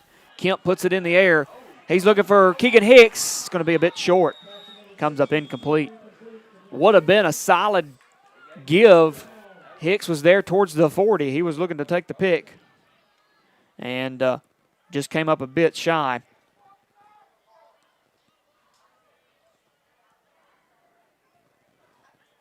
Bears down 20-12 at the start of the second half. 11 minutes and 2 seconds to go here.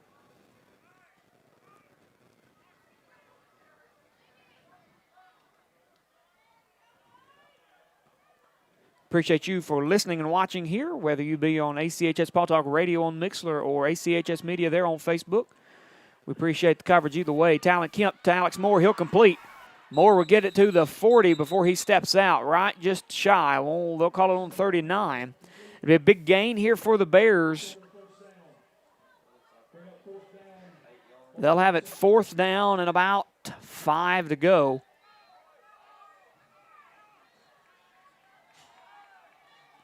And it looks like they might be running on the punt crew.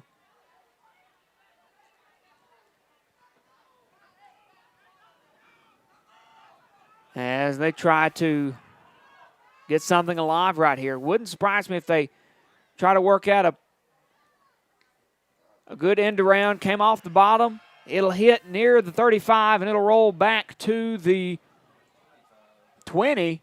And that's where number 16, Talon Kemp, will put fingers on it. That is where the Seminoles will have it to start their first possession of the second half. 10 minutes, 44 seconds to go. The score 20-12.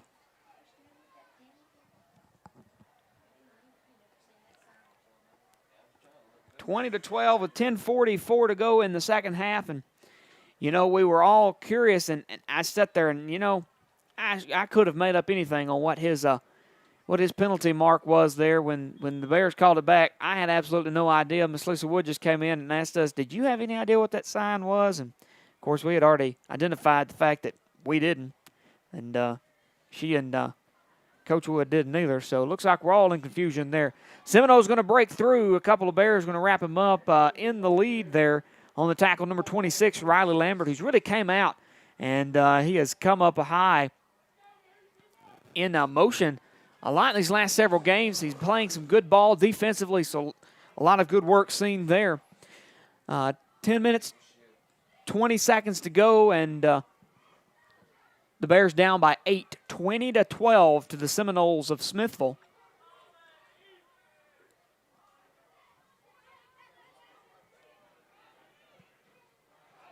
Flags on the play, probably going to be a holding on the field. Got to get things cleaned up just a bit. On a quick flag, he's coming. Make the call. Hold on the Seminoles. And we'll take the correct call, and we'll send the Seminoles back several yards and have a much better defensive position. Second down and about 14.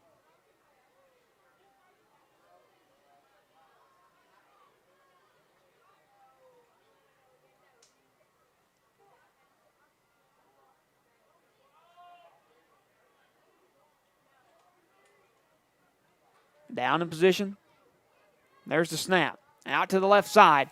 He breaks back, looking for the throw, and an almost interception. Number 15, Staley, put fingers on it. Couldn't wrap it up. Brings up 3rd and 14. Now a time where you would have loved to have that interception to get it towards the end zone. And we have a special appearance by none other than the Brandon Derrick here in the booth.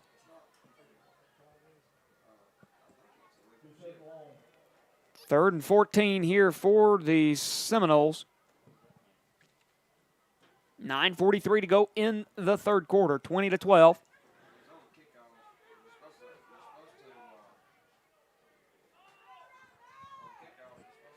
Handoff. Going to be on the ground as he looked to try to make a throw. Bears were going to try to pick up the fumble. He dropped it on the motion. He was going to fake the handoff. He ended up getting a little contact, and he was going to try to pick it up and throw it out. That'll put the Seminoles a little farther back, and that'll leave them about 3rd and 21 or 4th and 21 here. We'll see special teams move out, and they're going to have to punt this one from the end zone. Best thing that can happen right here, you get a man out, you block the punt, recover it in the end zone. We saw it happen at Thrasher with number 55, Cole Harville. So it's not completely out of the question. Ball to the 45.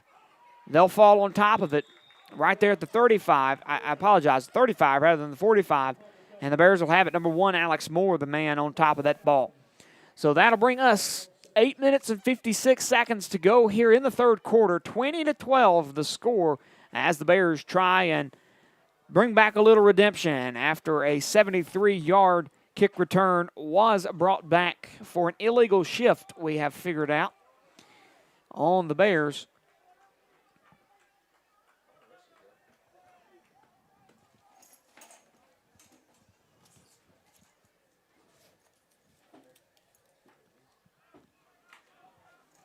And the Bears will have it. 1st and 10 on the 35. 4 seconds on the play clock. There's the snap. Kemp to Moore. He will make a spin out. He'll get a couple yards going forward. And we'll see a gain of about 4 on the play. Gives us 2nd and 6 now. Good pickup here for the Bears.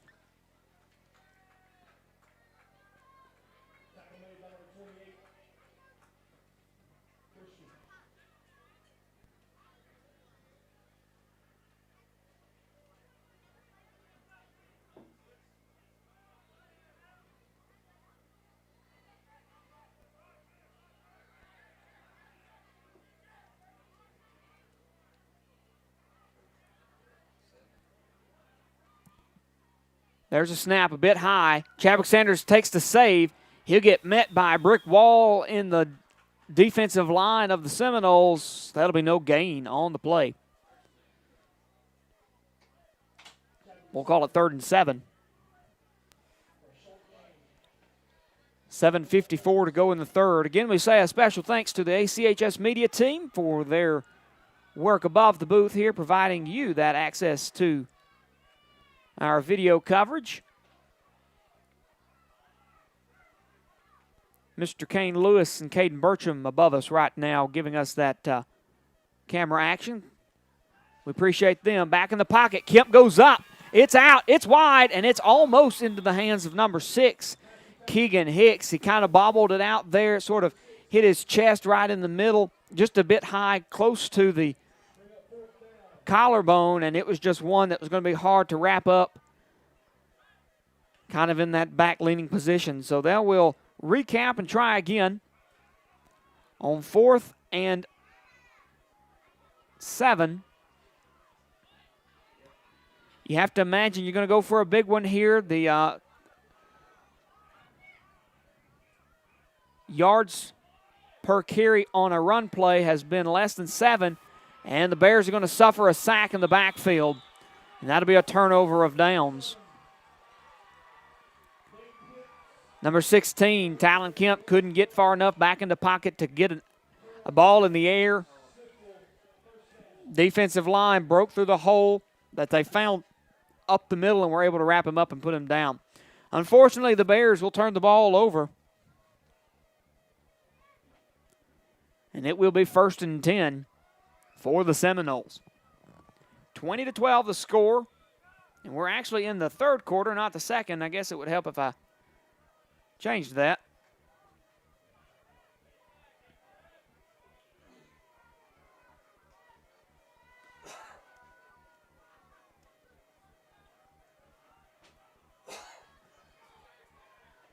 Only took me 5 minutes, but hey, it's changed. Quarter 3, out to the right side.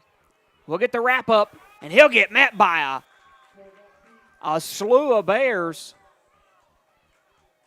And that'll be a tackle for loss. A big pickup there for the Alcorn Central defense for a loss of what we'll call 3. Brings us 2nd and 13 now. The Seminoles trying to work on offense. The Bears just giving every chance they can to keep that from happening.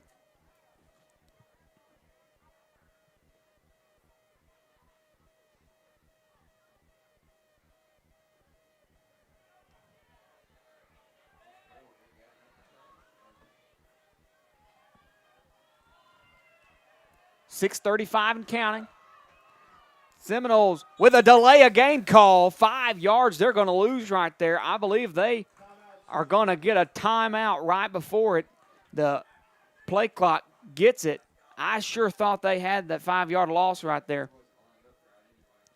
We were lined up out of formation anyway, so, I mean, it would have been trouble all across the board had flags been thrown, but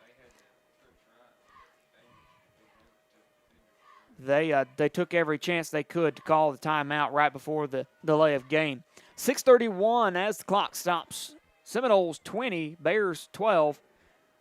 Bears have come up short on both 2-point conversions after the touchdown. So they're left 4 points on the field. Could have been a 20-16 game right now, but honestly it could have been a 21-16 game because the Seminoles left a point after the touchdown, and then they missed the 2-point conversion, so both some misses on special teams tonight. They'll complete the pass, and they'll get it up to number 3. Jordan Neese, he'll complete to the 40.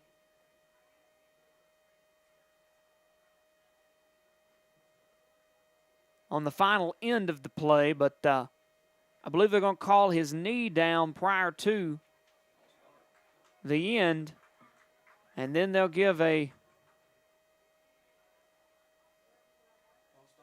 false start on the Seminoles. So Regardless of the reception, the Seminoles are going to be negated on the gain and lose 5 on the play, take them back to a long stretch here.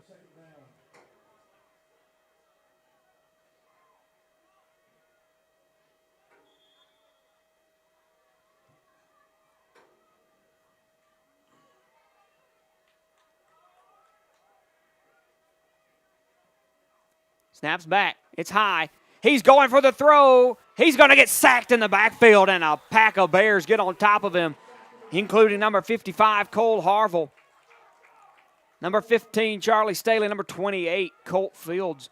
What a good stop that's going to be, and it looks like the quarterback, number 12, Tyler Land, is going to have to take a breather here. He's got his helmet off. He's going on the ground, coaching the training staff to the field. They'll give a little time to check him over. 5:49 to go here in the third quarter of play. The Bears down to the Seminoles 20-12. It's now third down and a long stretch here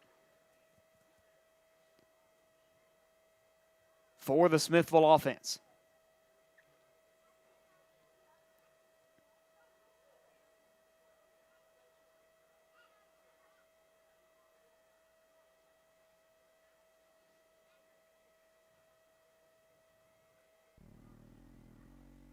We hope you enjoyed our coverage of the ACHS Purple Pride Marching Band, and what a credible show they had here featuring Journey songs. Last year they started the season with the high hopes of sharing all of the great tunes from the notorious band Journey. And of course, during a worldwide global pandemic, I guess that's kind of a redundant phrase, worldwide and global at the same time. It was big, so I think it deserves both. It was difficult to get the numbers where they needed to be, and with quarantines and students being in and out, the Purple Pride did not get to do the shows that they had high anticipations to do last year, so they worked over the summer. They've perfected it some with some new people in, and were able to put together a very great show. And we look forward to seeing it grow each week. Don't forget, next week, a big game here in the Bears Den as we welcome the Bearcats of Baldwin. That'll be homecoming here at Alcorn Central. Festivities will begin near the 6:30 time. We'll have more information to follow next week. Be keeping an eye on our ACHS Twitter and Facebook page, as well as our website. Download our app, Alcorn School District, from the App Store or Google Play Store, and make sure that you select Alcorn Central High School as your school's favorite, and you will be able to receive updates anytime we post something to our website, Facebook, or Twitter accounts. Don't forget to keep up with us here on ACHS Media. We've got some upcoming videos for you, as they'll be provided by my Second Block digital media team and Ms. Twyla Bridges' Second Block drama team, in association with our career coach, Ms. Rebecca Lewis, as we try and sponsor folks getting jobs here, both in our local community, state, and nation. And that'll be number 12, Tyler Land, up on his feet. He'll be walking to the sideline under his own power as coaching and training staff returns with him. Hope all is well. He'll be out for the next several snaps, and they'll have someone else fill his position back in the pocket as the Smithville Seminoles are back deep for third and more than 20 here, what we might call bringing it back the old days of Chris Miller, a country mile. And we're going to see number 2, Robert Tacker, the younger quarterback, come in. He'll play the snap on a handoff. He'll give away. Run's going to be out by number 1, Fabian Sprouse, and he'll get it up to the 30, and he'll come down 4th, and what looks to be around 17 now for the Seminoles. Looks like Land will get to come back in on this snap. He'll come in to punt. He's a very active man. He's both the place kicker, the punter, and the quarterback. Guess if you can do it all, why not? 5:11 to go here in the third. Here goes the punt. It's in the air. It's a bit high, not going to have a lot of yards on it. It'll hit near the 50. It'll roll to the Golden Bear 40.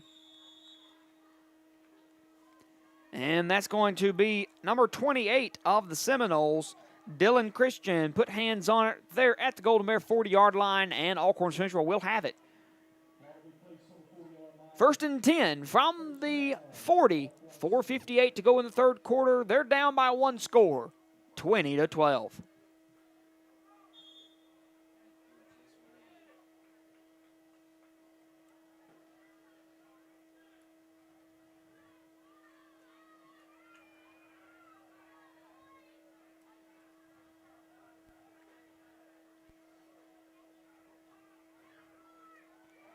Back through the middle on a quarterback keeper. That's Talon Kemp. He'll take it up for maybe a half yard on the carry. We'll go ahead and give him one in the book, but it'll be just a bit shy. Comes up 2nd and 9.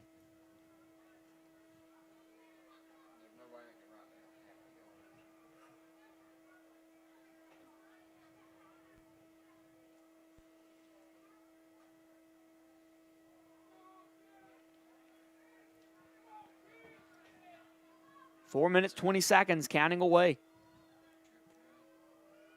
Back in the pocket. Kemp goes up. There's the pass. Alex Moore in the air. Incomplete. Pass was a bit high. Moore tried to get up. Looks like he might have a cramp there in his right leg. He'll have teammates help stretch it out. Keegan Hicks going to give him a hand.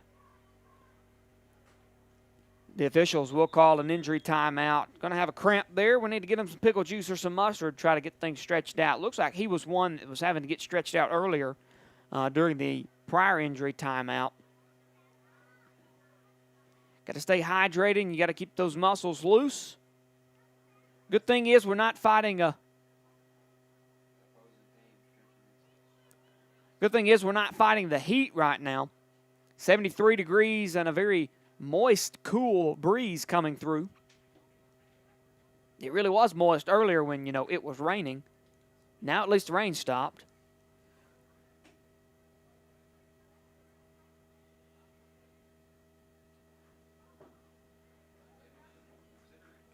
Moore's going to be back on his feet. He will run off the field with a very small amount of assistance. He'll set out a couple plays, get him some proper fluids, get his thigh feeling a little bit better, and back in action we will be.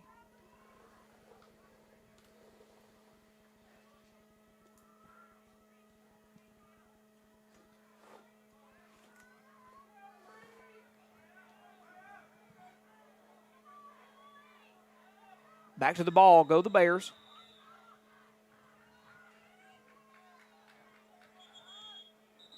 And it looks like head coach Matt Meeks will call a timeout.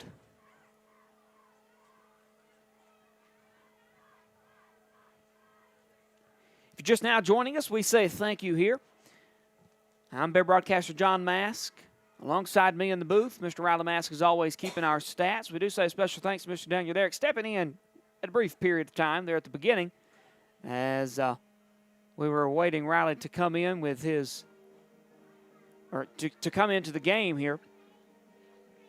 So a special thank you to our administration here at Alcorn Central High School, Mr. Jeremy Reese and Mr. Matthew Young, for allowing us the opportunity to give you this game via the radio and video broadcast.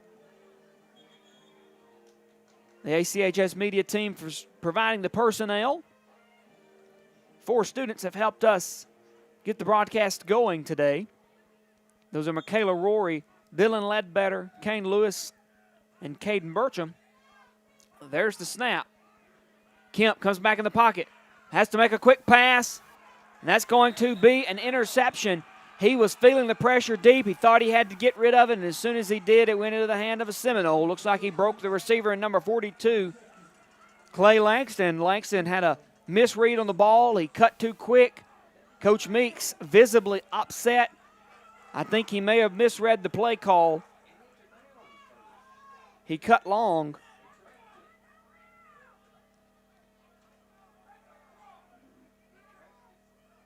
And I believe that hit the ground first. At least that's what I thought.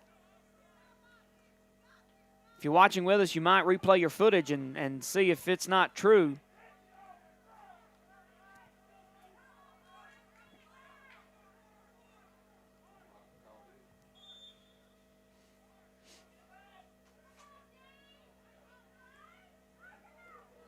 Going to be a run up the middle. Seminoles will get it. He'll be hit hard from behind, and he'll get brought down to the 45. That'll be about 2nd and 5 now on a 5-yard gain.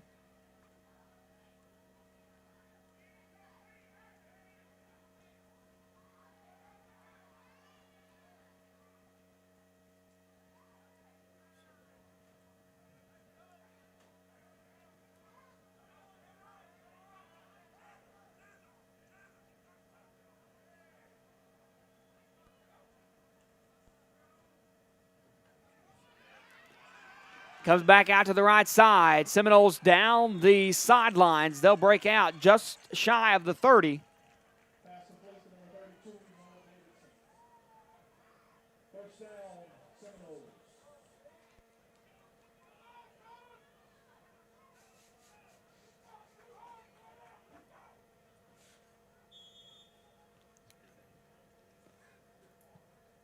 That'll move the chains forward. Smithville will have it 1st and 10. They'll give it on the Bears' 33-yard line.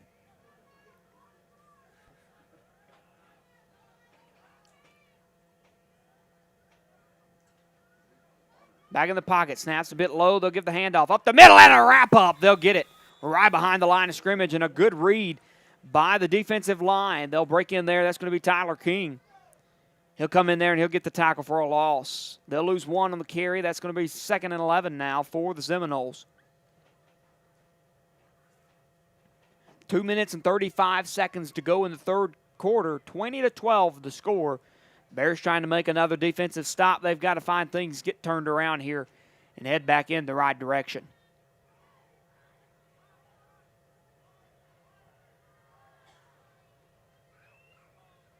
Snaps outside. Land to the left. He'll break through, find a pocket, head again, break a tackle, moved outside. He'll get cut to the 10 and drugged down by a Bear.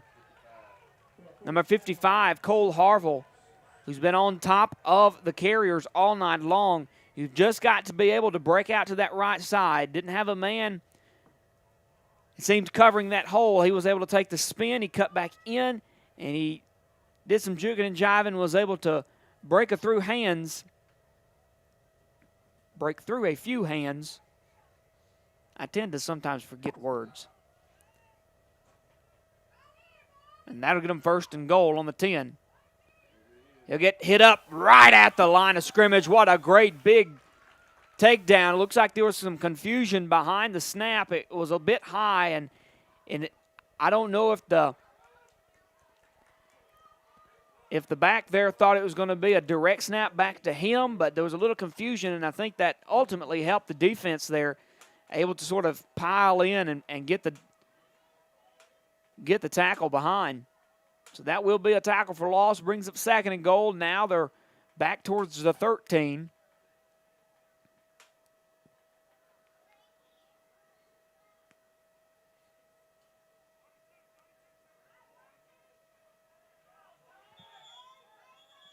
Flag on the play.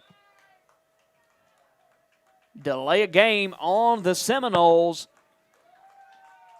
They'll keep it that time. That'll be a 5-yard penalty. They'll be walking it back now from the 13 to the 18. It's now 2nd and long here for the goal line. An even better move by the Golden Bears. If you can stand positive here and hold them, you'll be in a much better position. And another good stop there. Number 73, Tyler King, making some work, taking some names. He will get that tackle.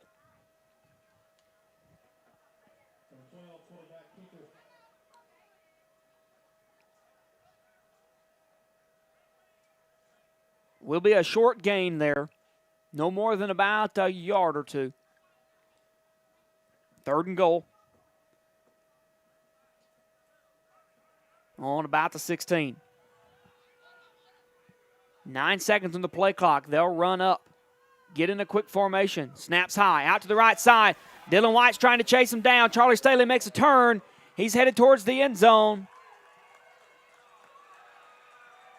And he will get there, just barely clip the pylon. He'll get inside, and that will be a Smithville goal. They'll put 6 on the board and wait for the extra points. No flags on the play, so it appears it might stand. And they're going to get in position with special teams to attempt for the extra point.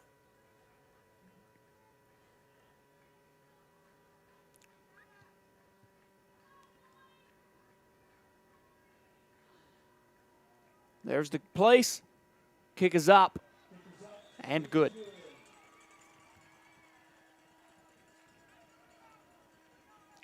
Smithville Seminoles will put 7 more on the board, and it'll be a 27-12 ball game with 27.2 seconds to go here in the third quarter of play.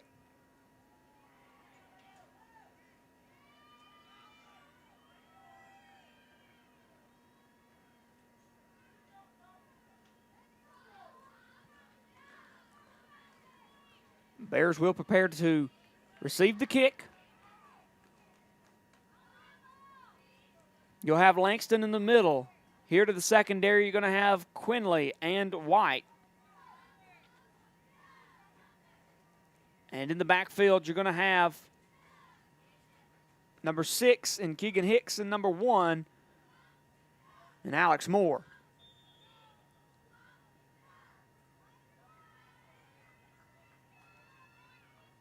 Land gets up. Little squib kick there to the 35. It'll be picked up by Quinley. He'll get it to the 40. And he will be resting on the 41. That's where they will start to drive. 1st and 10 for the Golden Bears. They'll have it on their own 41-yard line as they attempt to march downfield. Trying to make up some lost possessions here as they took a opening kick to the house for a inevitable flag to bring them back. Were unable to complete on the move forward and then gave up on an interception here to the middle on the right on top of the Bear head, and 2 disappointing drives for the Bears. They'll try to redeem themselves and find a little action here. Charlie Staley on the halfback snap. He's down the right side to the 40, the 35, the 30. He'll try to break a tackle. He'll get pushed out of bounds just shy of the 20-yard line. That'll be a big gain by the Bears. Moving down the fields, that will be back from the 41, the original line of scrimmage. He'll take 9 yards into the midfield, and he'll get it all the way down to the 20 for close to a 40-yard carry there by number 15, Charlie Staley. 36 yards to be exact. 27-12, 15.1 seconds to go here in the third quarter of play. 1st and 10, the Bears have it inside the red zone.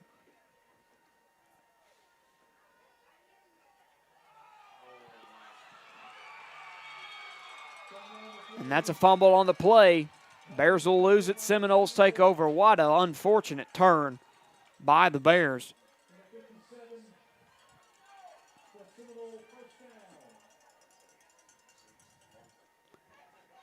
The 6th fumble of the football game, a very, very high number. Hard to get any kind of return off of your efforts.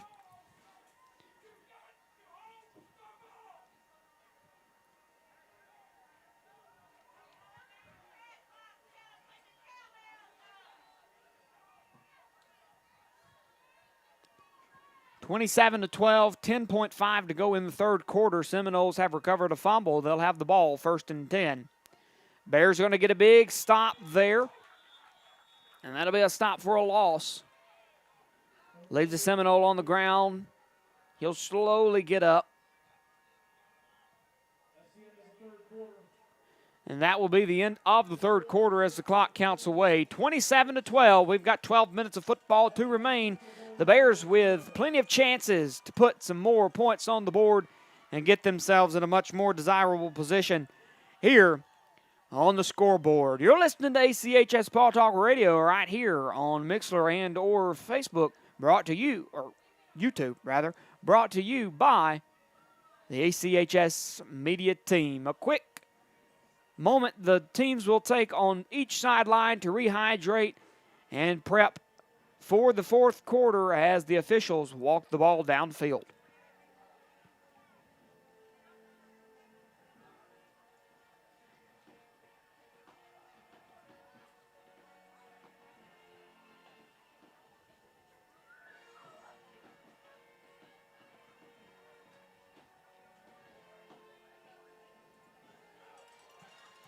And we are about to begin the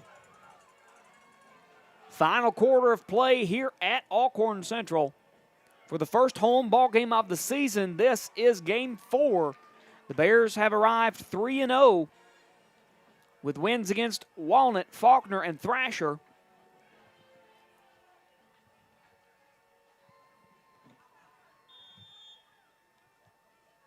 They need 2 touchdowns to get themselves back in the game here. A very doable feat here in the fourth quarter. A lot of precision and persistence going to be the key. Scotty Quinley moving in the backfield on a quarterback keep. He'll get the sack for a large loss. What a big stop. He came out from the right side, or came out rather from the left side, was able to make the chase and grabbed him up and put him down right where he belonged. A big loss. Brings up 3rd and long here for the Seminoles.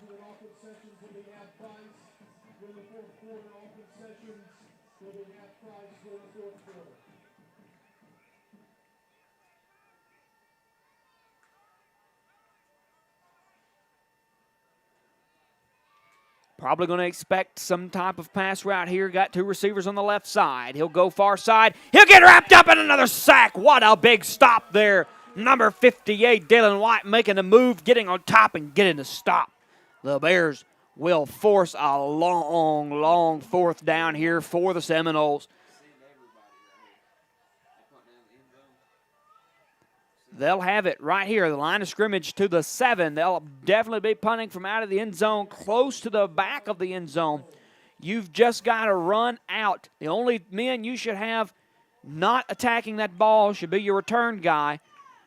Everyone else should try and do their best to block and get the recovery. It will be high in the air, hit near the 30, take a back roll, and the Bears will have better position than they expected. Ball near the 23. It hits the 30, and it actually takes a backwards roll, which you don't see often.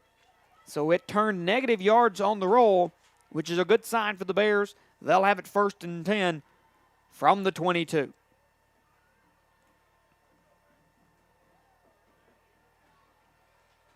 (27-12), the Bears trail the Seminoles.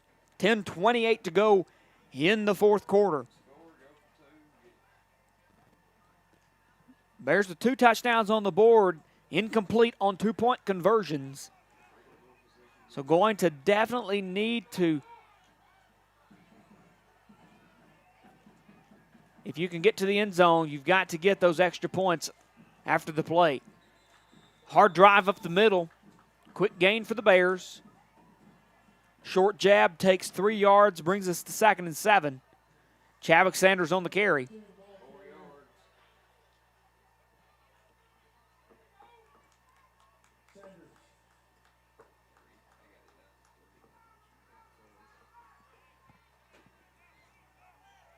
Ten minutes and counting. Snap.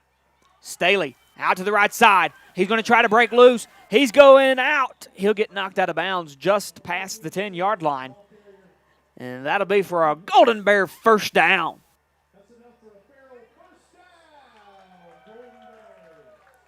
It'll be 1st and goal inside the 10 as the Bears chase the end zone.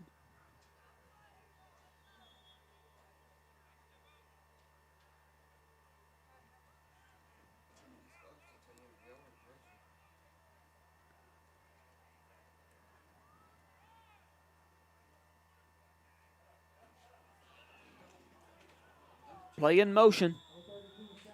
Sanders in the carry. He'll move forward. Gain of 1, 2nd and goal.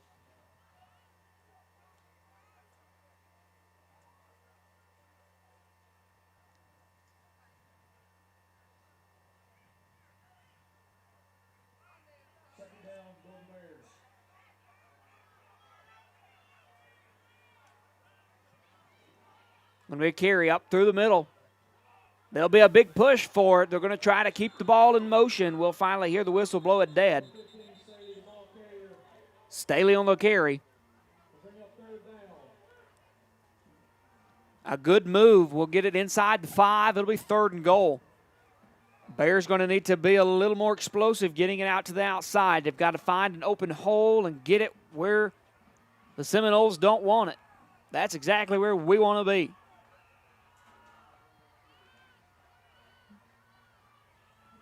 There's a snap. He's up the middle. He's going to take a dive for it. He'll get close. He'll be to the 2 or 3. He'll still be short, but the Bears have it 4th down.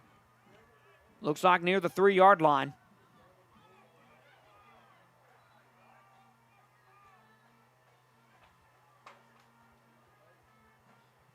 Spotted a little behind the 4, rather. So 4 yards to go. The Bears have to make a move. Little short jabs up the middle have been semi-successful, but not in the distance that we need.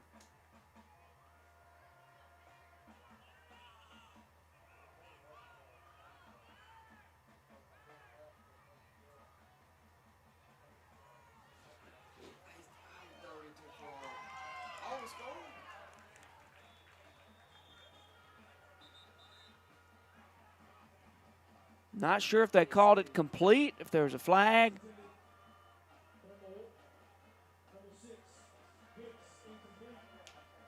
Pass was intended to Hicks. It's incomplete.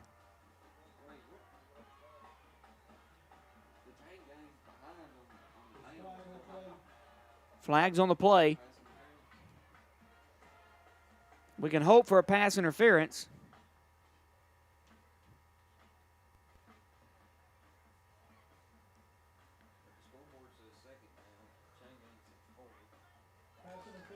Pass interference on the Seminoles.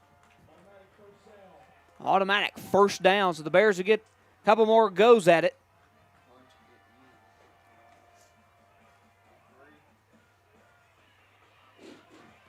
They'll try to go. They'll take a jab. And it'll come up no good. Bears will have no gain on the play.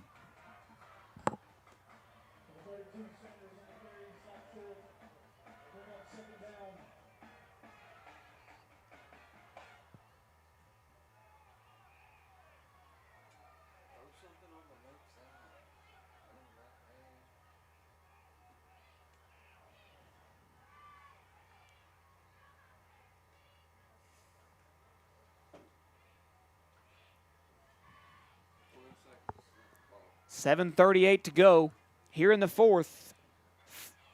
6 seconds to snap the ball.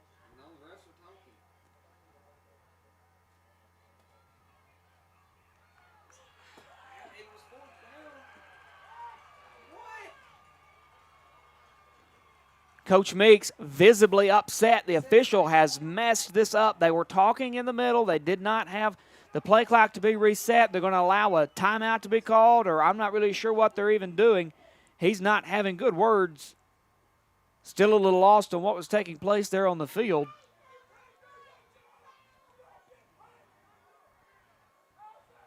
It was 2nd down. Pass interference made it 1st down. Then we had an incomplete pass, which would have made it a 2nd down. And they're going to say that, no, they were just going to replay the down, and that was a 4th down. And now the Seminoles assume they're taking over the ball on a 1st down. That call was incorrect.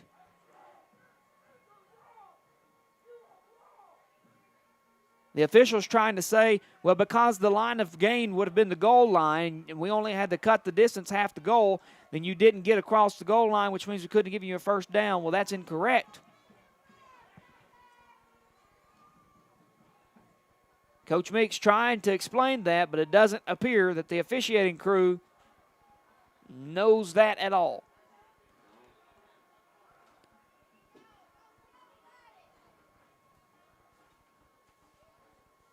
And they're going to give Smithville the ball. An incorrect call gives the Bears a very difficult blow. They had it 2nd and goal on the 4-yard line, and the officials decided to give it over and allow the Smithville Seminoles to take it. At a holding call on the Seminoles, Alex Moore chases down the running back. He'll get him out of the 45-yard line. That will be coming back on the hold call.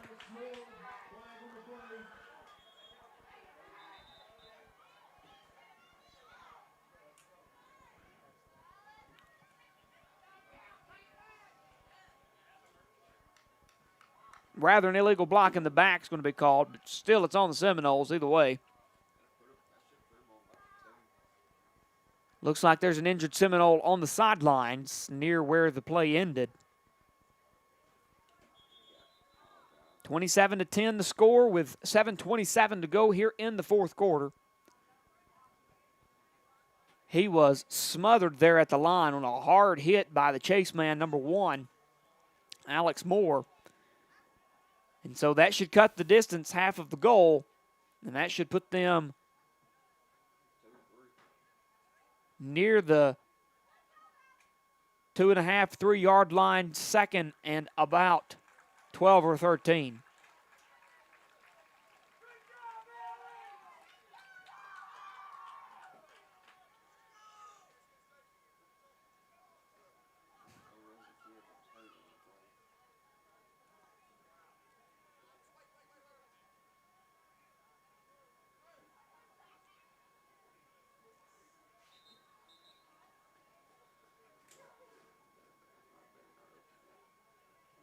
They'll put him back to the 2.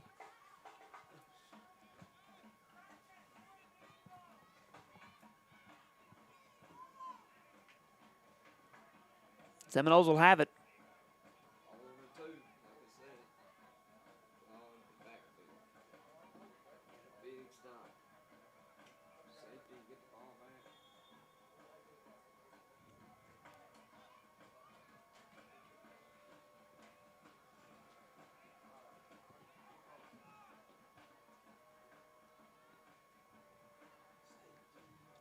They'll drop in, and that's going to be an offsides on the Bears. Bad jump. That'll give the Seminoles 5 yards back. That'll put them closer than they were when they started this drive.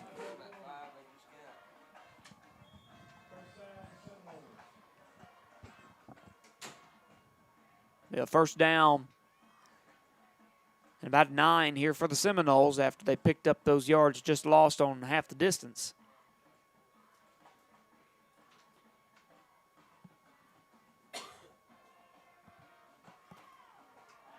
Fumble on the play. I believe the Seminoles will have recovered the ball.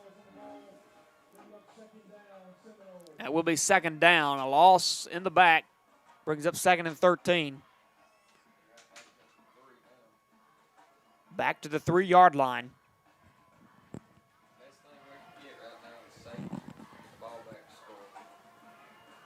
Just looking to try and get the ball back here. That's going to be the biggest desire of the Bears. 2nd and 13. Seminoles have it on the Golden Bear 3-yard line, or rather on the Seminole 3-yard line. Timeout, Smithville. 6:42 to go here in the fourth quarter of play. 27-12 the score.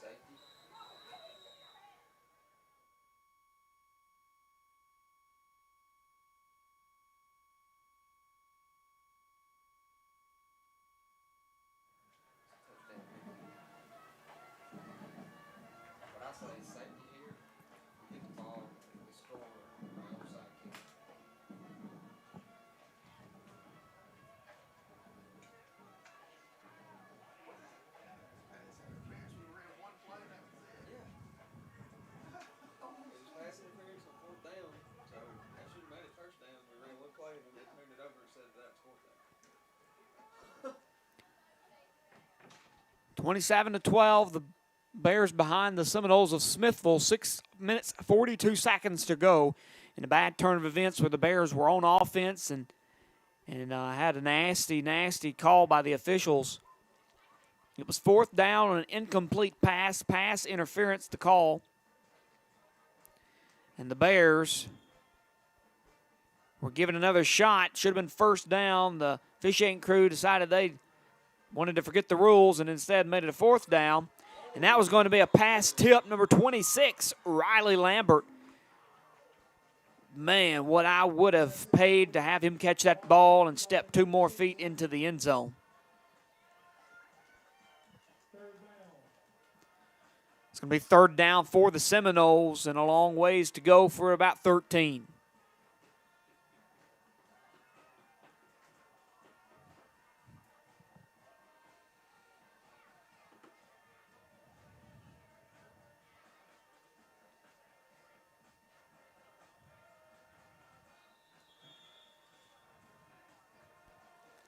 Going to be a whistle on the play. Tackle there by the Bears. Going to try their best to get the punt blocked here.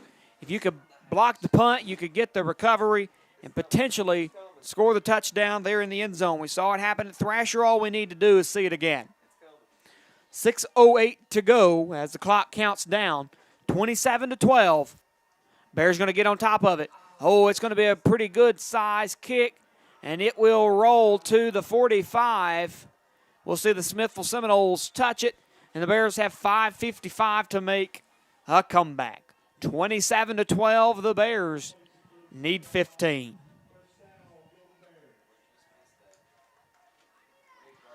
Had 2 men right on top of that ball, getting really close to almost making that punt return, or that punt block.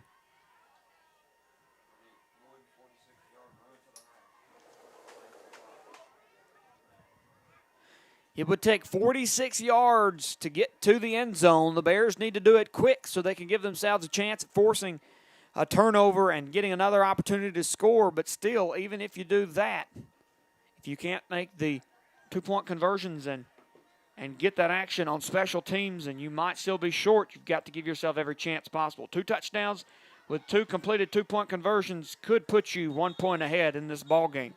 Runs up the middle. Sanders takes it. He'll get it to the 43 for a gain of about 3 yards on the play.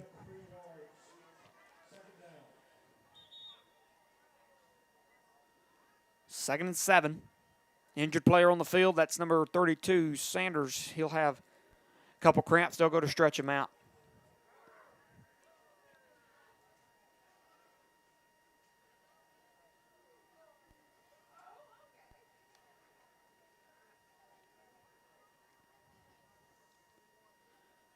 (27-12), 5:44 to go here in the ball game. Bears have it on the 43-yard line. 2nd and 7 to go.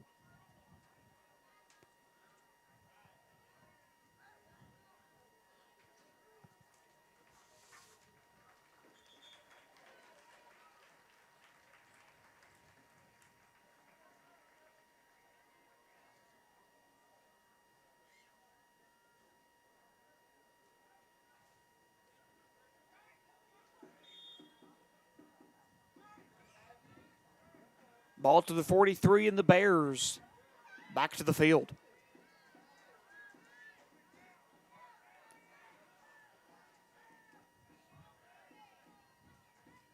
There's the snap. Comes back in the pocket. Looking for the deep throw. He's out to Alex Moore. It's in his hands, and he is shy of the end zone, but just by a couple of yards. Now the Bears have to do some work and get it across that goal line.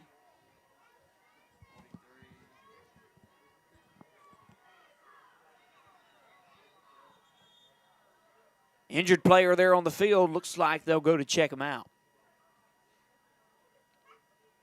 Coaching staff, training staff, and officials going to be there.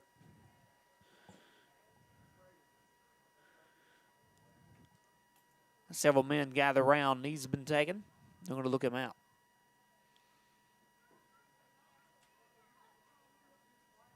Going to be important for the Bears to capitalize on this drive.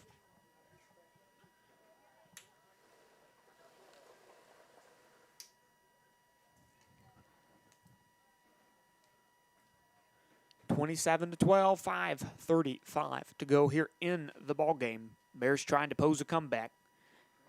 Down by 2 touchdowns. Injured player on the field as we try to assess the situation here.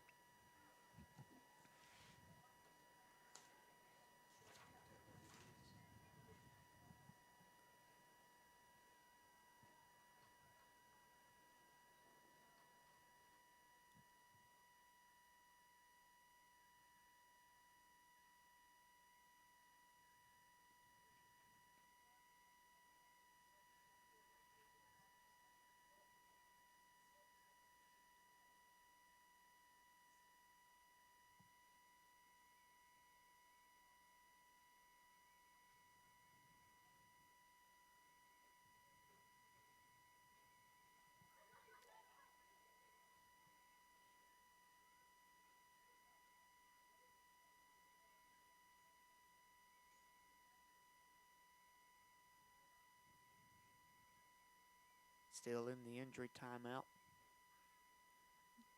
Player down after the end of the play. Crowd has gone silent on both sides as we await a report from the officials here.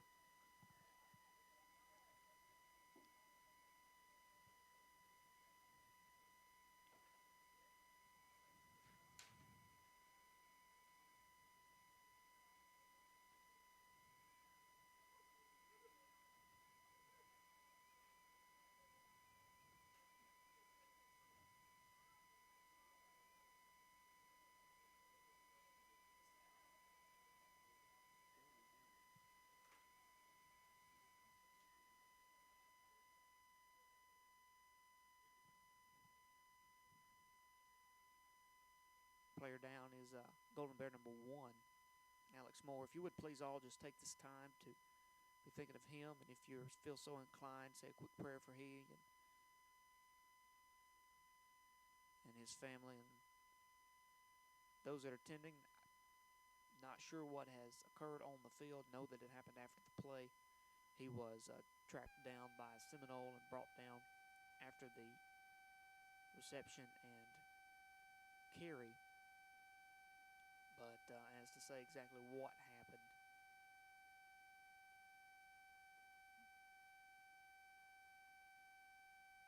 don't know that at this time. 5:35 to go here in the fourth quarter. It's 27-12. We'll take a brief moment of silence here. You're listening to ACHS Paul Talk Radio.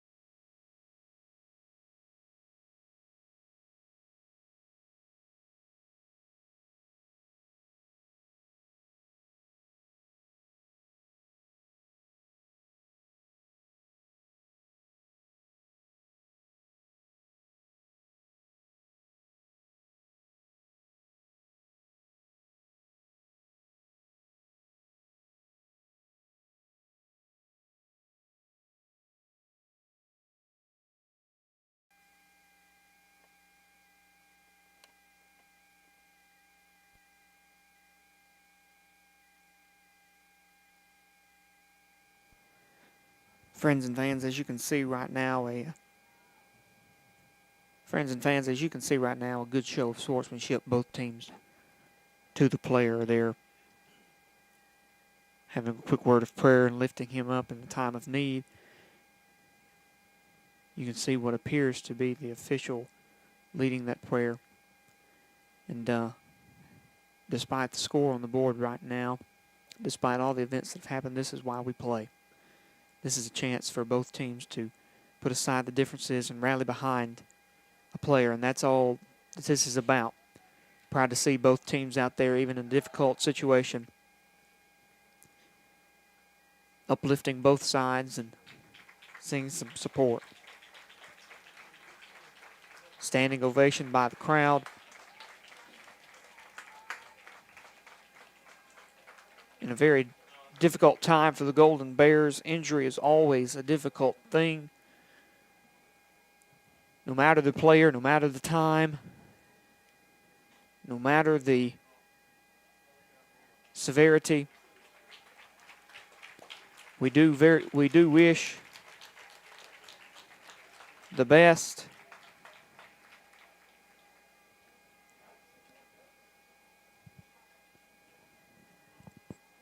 For the Golden Bear football team, and especially for injured player number 1, Alex Moore. So please continue to remember him in your thoughts and prayers.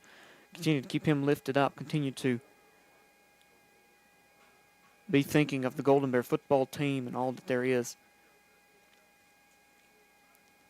as we prepare to finish this football game here. 5 minutes and 35 seconds to go.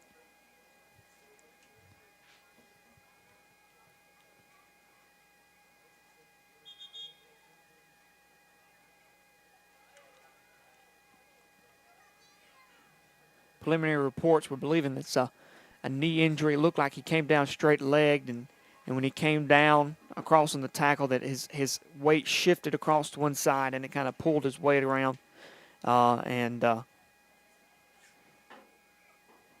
was a little damaging on the knee. So hopefully that will be resolved once he gets to the hospital and gets under trained medical staff. Then all will be well. Continue to remember and pray for number 1, Alex Moore. The Bears will try to get it to the end zone. Number 32, Chadwick Sanders, tries to make a go for it. And the Bears will cross the goal line for a Golden Bear touchdown. Put 6 on the board and try for 2 more. We'll see if we can make it an 8-run goal. Now here the Bears have more to fight for than they have at any other point in the game. This is going to be for Alex. Everything they can do will be for him. And this is a great time for the Bears to see a comeback. This would be an awesome time for the Bears to rally behind each other and leave it all on the field.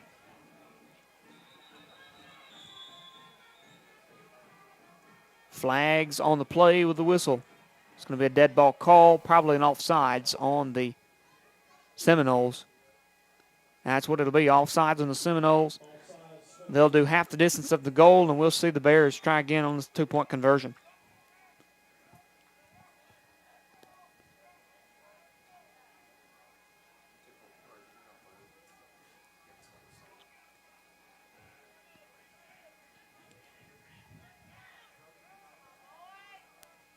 Bears will attempt again, and they'll drive it up the middle, and that'll complete.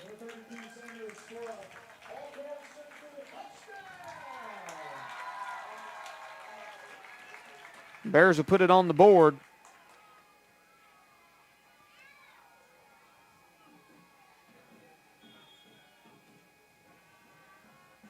And I take that back. That was the initial touchdown. They ruled him out of bounds just shy of the, or not out of bounds. They ruled him down. They say it his knee touched before he got the ball across the plane there. So the previous was a touchdown and not the 2-point conversion. Now we'll go again for an attempt to get through. Chadwick Sanders going to pick the ball up off the ground. He will shove himself across the goal line for a 2-point conversion. And the Bears now put 2 more on the board. 7 points away from a tied ball game. 8 to take the lead. You've got to make a defensive stop, and you've got to get yourself in the position to take the ball back. It's a very doable thing. With 5 minutes and 15 seconds to go, the Bears can pull it out. And they got to do this one for number 1, Alex Moore. This game's for him. 27-20, the score. Bears trail by 1 touchdown.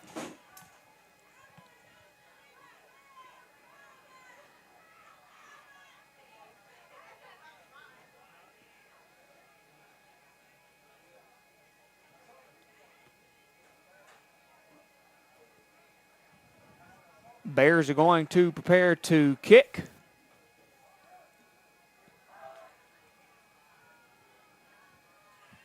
.5:15 to go here in the ball game. 27-20.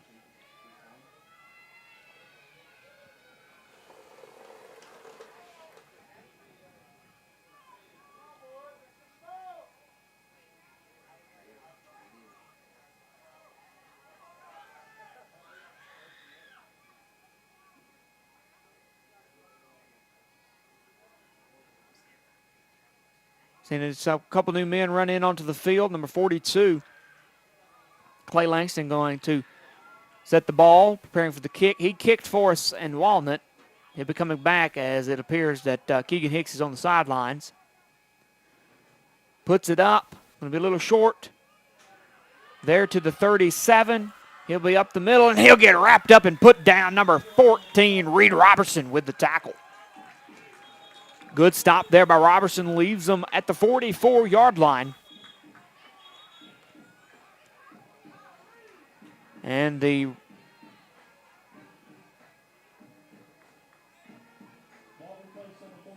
referees will stop the clock, put it at 5:03, 27-20. Seminoles with a first down.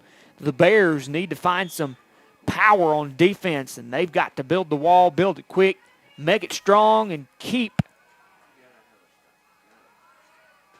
the Seminoles from gaining.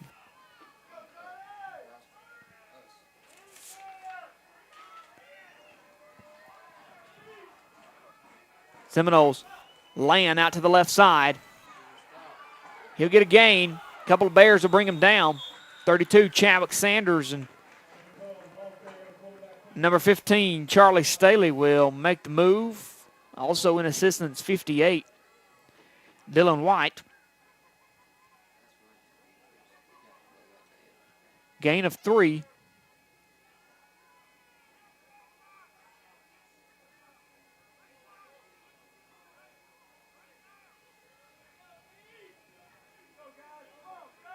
Ball to the 47. Land's going to step back. Might try for the short route. Comes back, gets the handoff instead. Gives away. He's breaking free. Talon Kemp's on the chase. He'll get him there at the 30. He'll get him about the 28-yard lines, finally out of bounds as he wraps him up towards the 30. And that's a big gain for the Seminoles. The Bears now have to try even harder to get a stop. On defense, you've got to get the ball turned back over. You got 4 minutes and 10 seconds to put another touchdown on the board.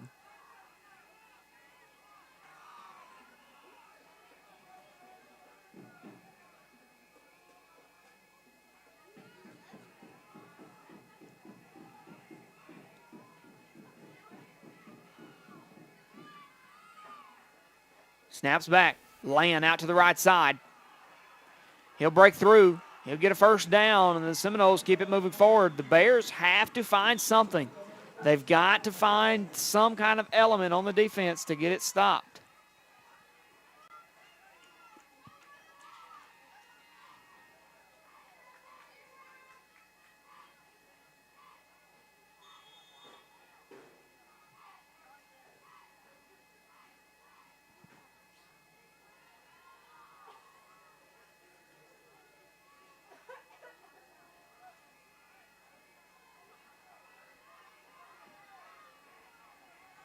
Seminoles scrambling, trying to get something together. 4 seconds on the play clock.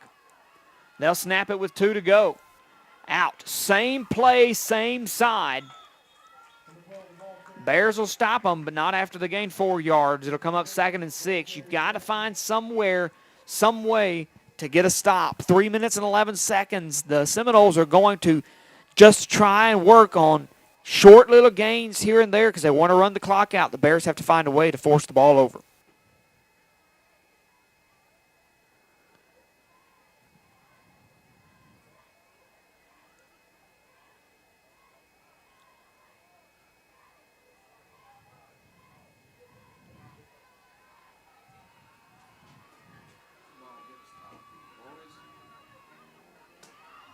Out to the left side. He'll get pulled down.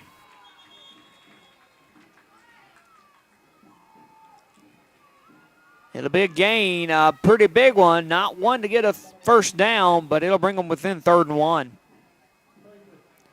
Coach Meeks with the timeout.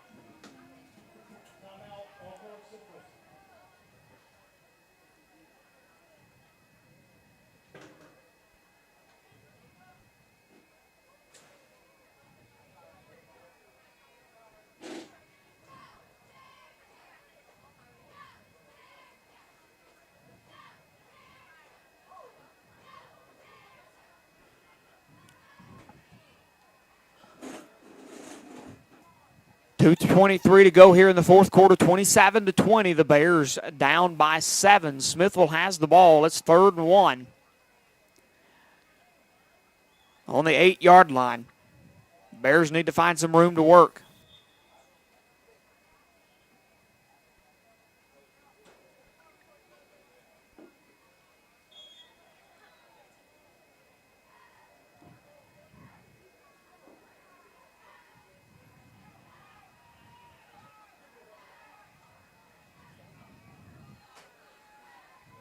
Seminoles getting in motion.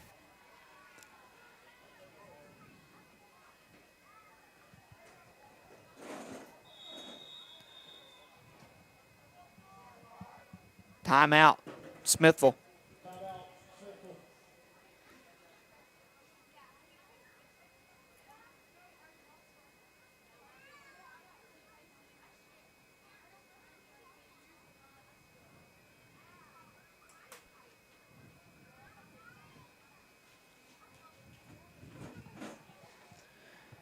Seminoles with a timeout, 2:23 left on the clock in the 4th quarter, 27-20. They have the 1 touchdown lead.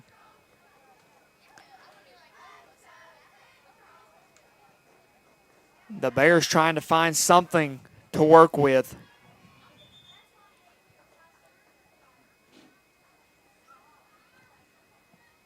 .223 to go here in the 4th.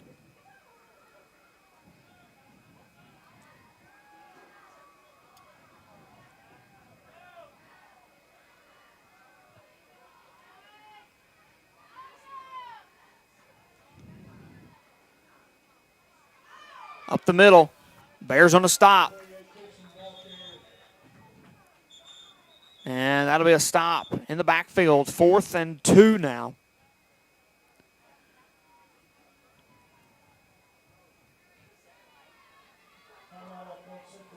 Timeout. The Golden Bears. That will be the last timeout charged by the Bears for the half. Neither team has a timeout left. 2:14 is the time that remains, and the Bears down by a touchdown. If they can get the turnover here and do a quick march down the field, the Bears could very well see themselves in the proper position on the scoreboard. Before that happens, some persistence must occur.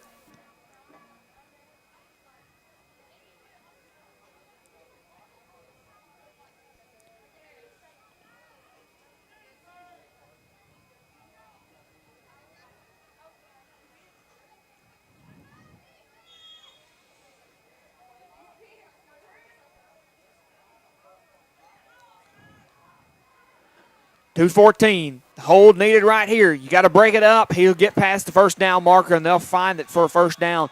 Bears left an open gap, and the Seminoles took it. Not the turn that the Bears wanted to see right there. You needed some positive movement on the defensive line to block up that line, set the wall. It just looked like we came up shy.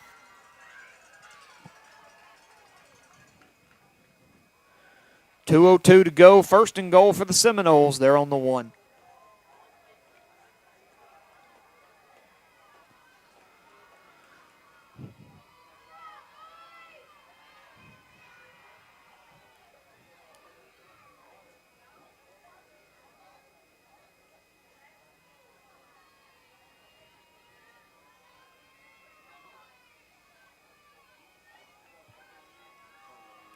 Through the middle.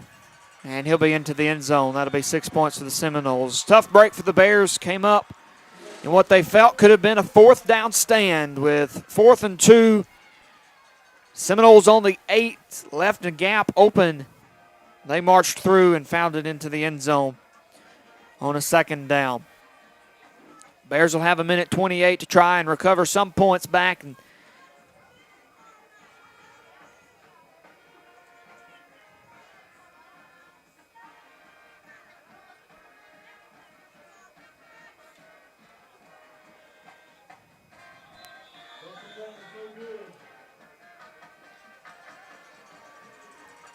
the extra point will score.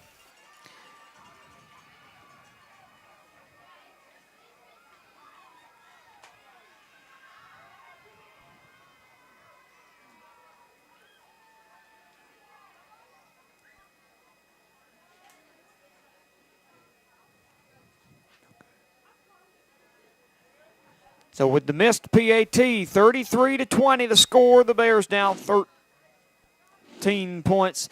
They can put 8 on the board. It'll make it a little more tolerable. 5 points behind. The Bears need to do all they can. Not to say that in a minute 28 seconds you can't turn it around and put 2 back on the board.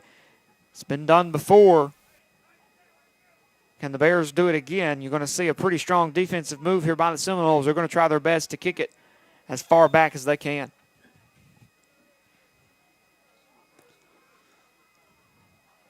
The squib kick up the middle into the hands of Scotty Quinley. Runs into his own man, and he'll get down at the 35.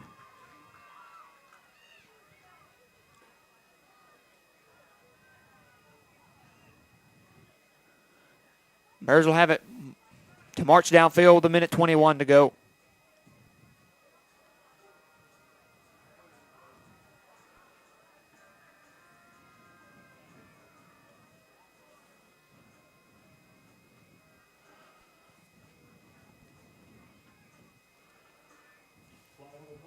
Flag on the play. Looks like it could be on the Seminoles. It's resting on the Smithville 47-yard line.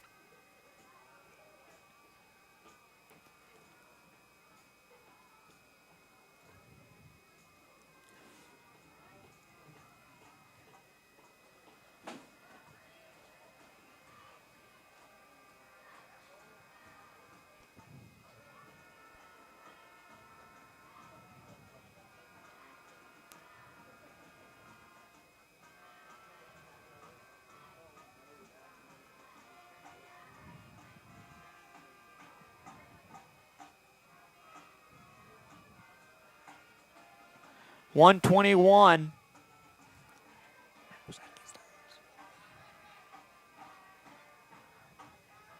I'm going to tell you right now, I'm a bit confused. I haven't seen the officials signal, but I could have sworn that was going to be a hold on the Seminoles, but it appears somehow the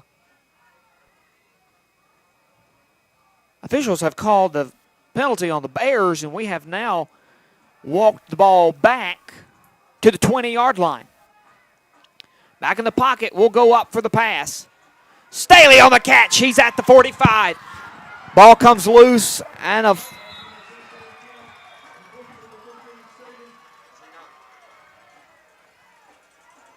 they're going to call a fumble recovery on Smithville. Staley was down. Coach Nelson going to make the argument there. He was on the ground. He came loose, and he had 3 seconds.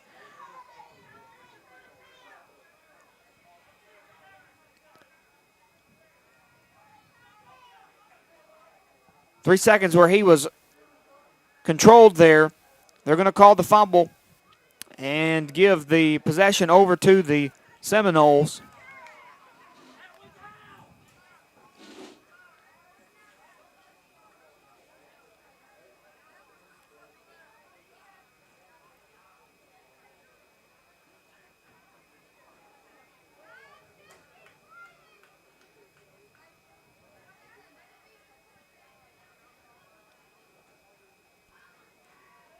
Officials having a conference there in the middle.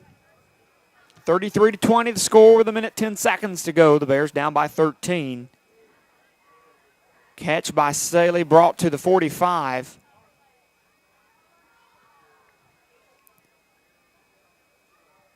And a fumble there at the 43. After the reception, he'll be brought down. Smithville is going to recover. They're going to call illegal substitution. Too many men on the field for the Seminoles. The official trying to give an explanation to what he thinks took place on the field to defensive coordinator Coach Forrest Wright.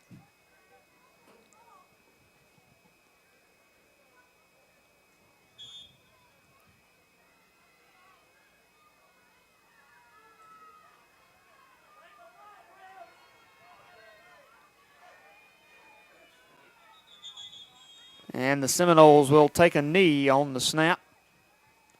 They'll get it to the 32 to keep the clock running.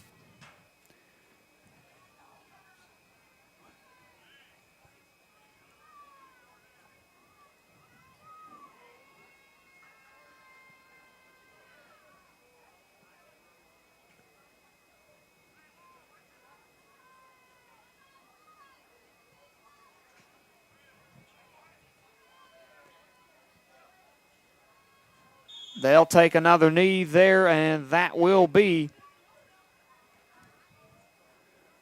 the end of the ball game here for us folks, as the play clock has more than 40 seconds on it. 35 was remaining when they took the knee. That will get the clock counted away.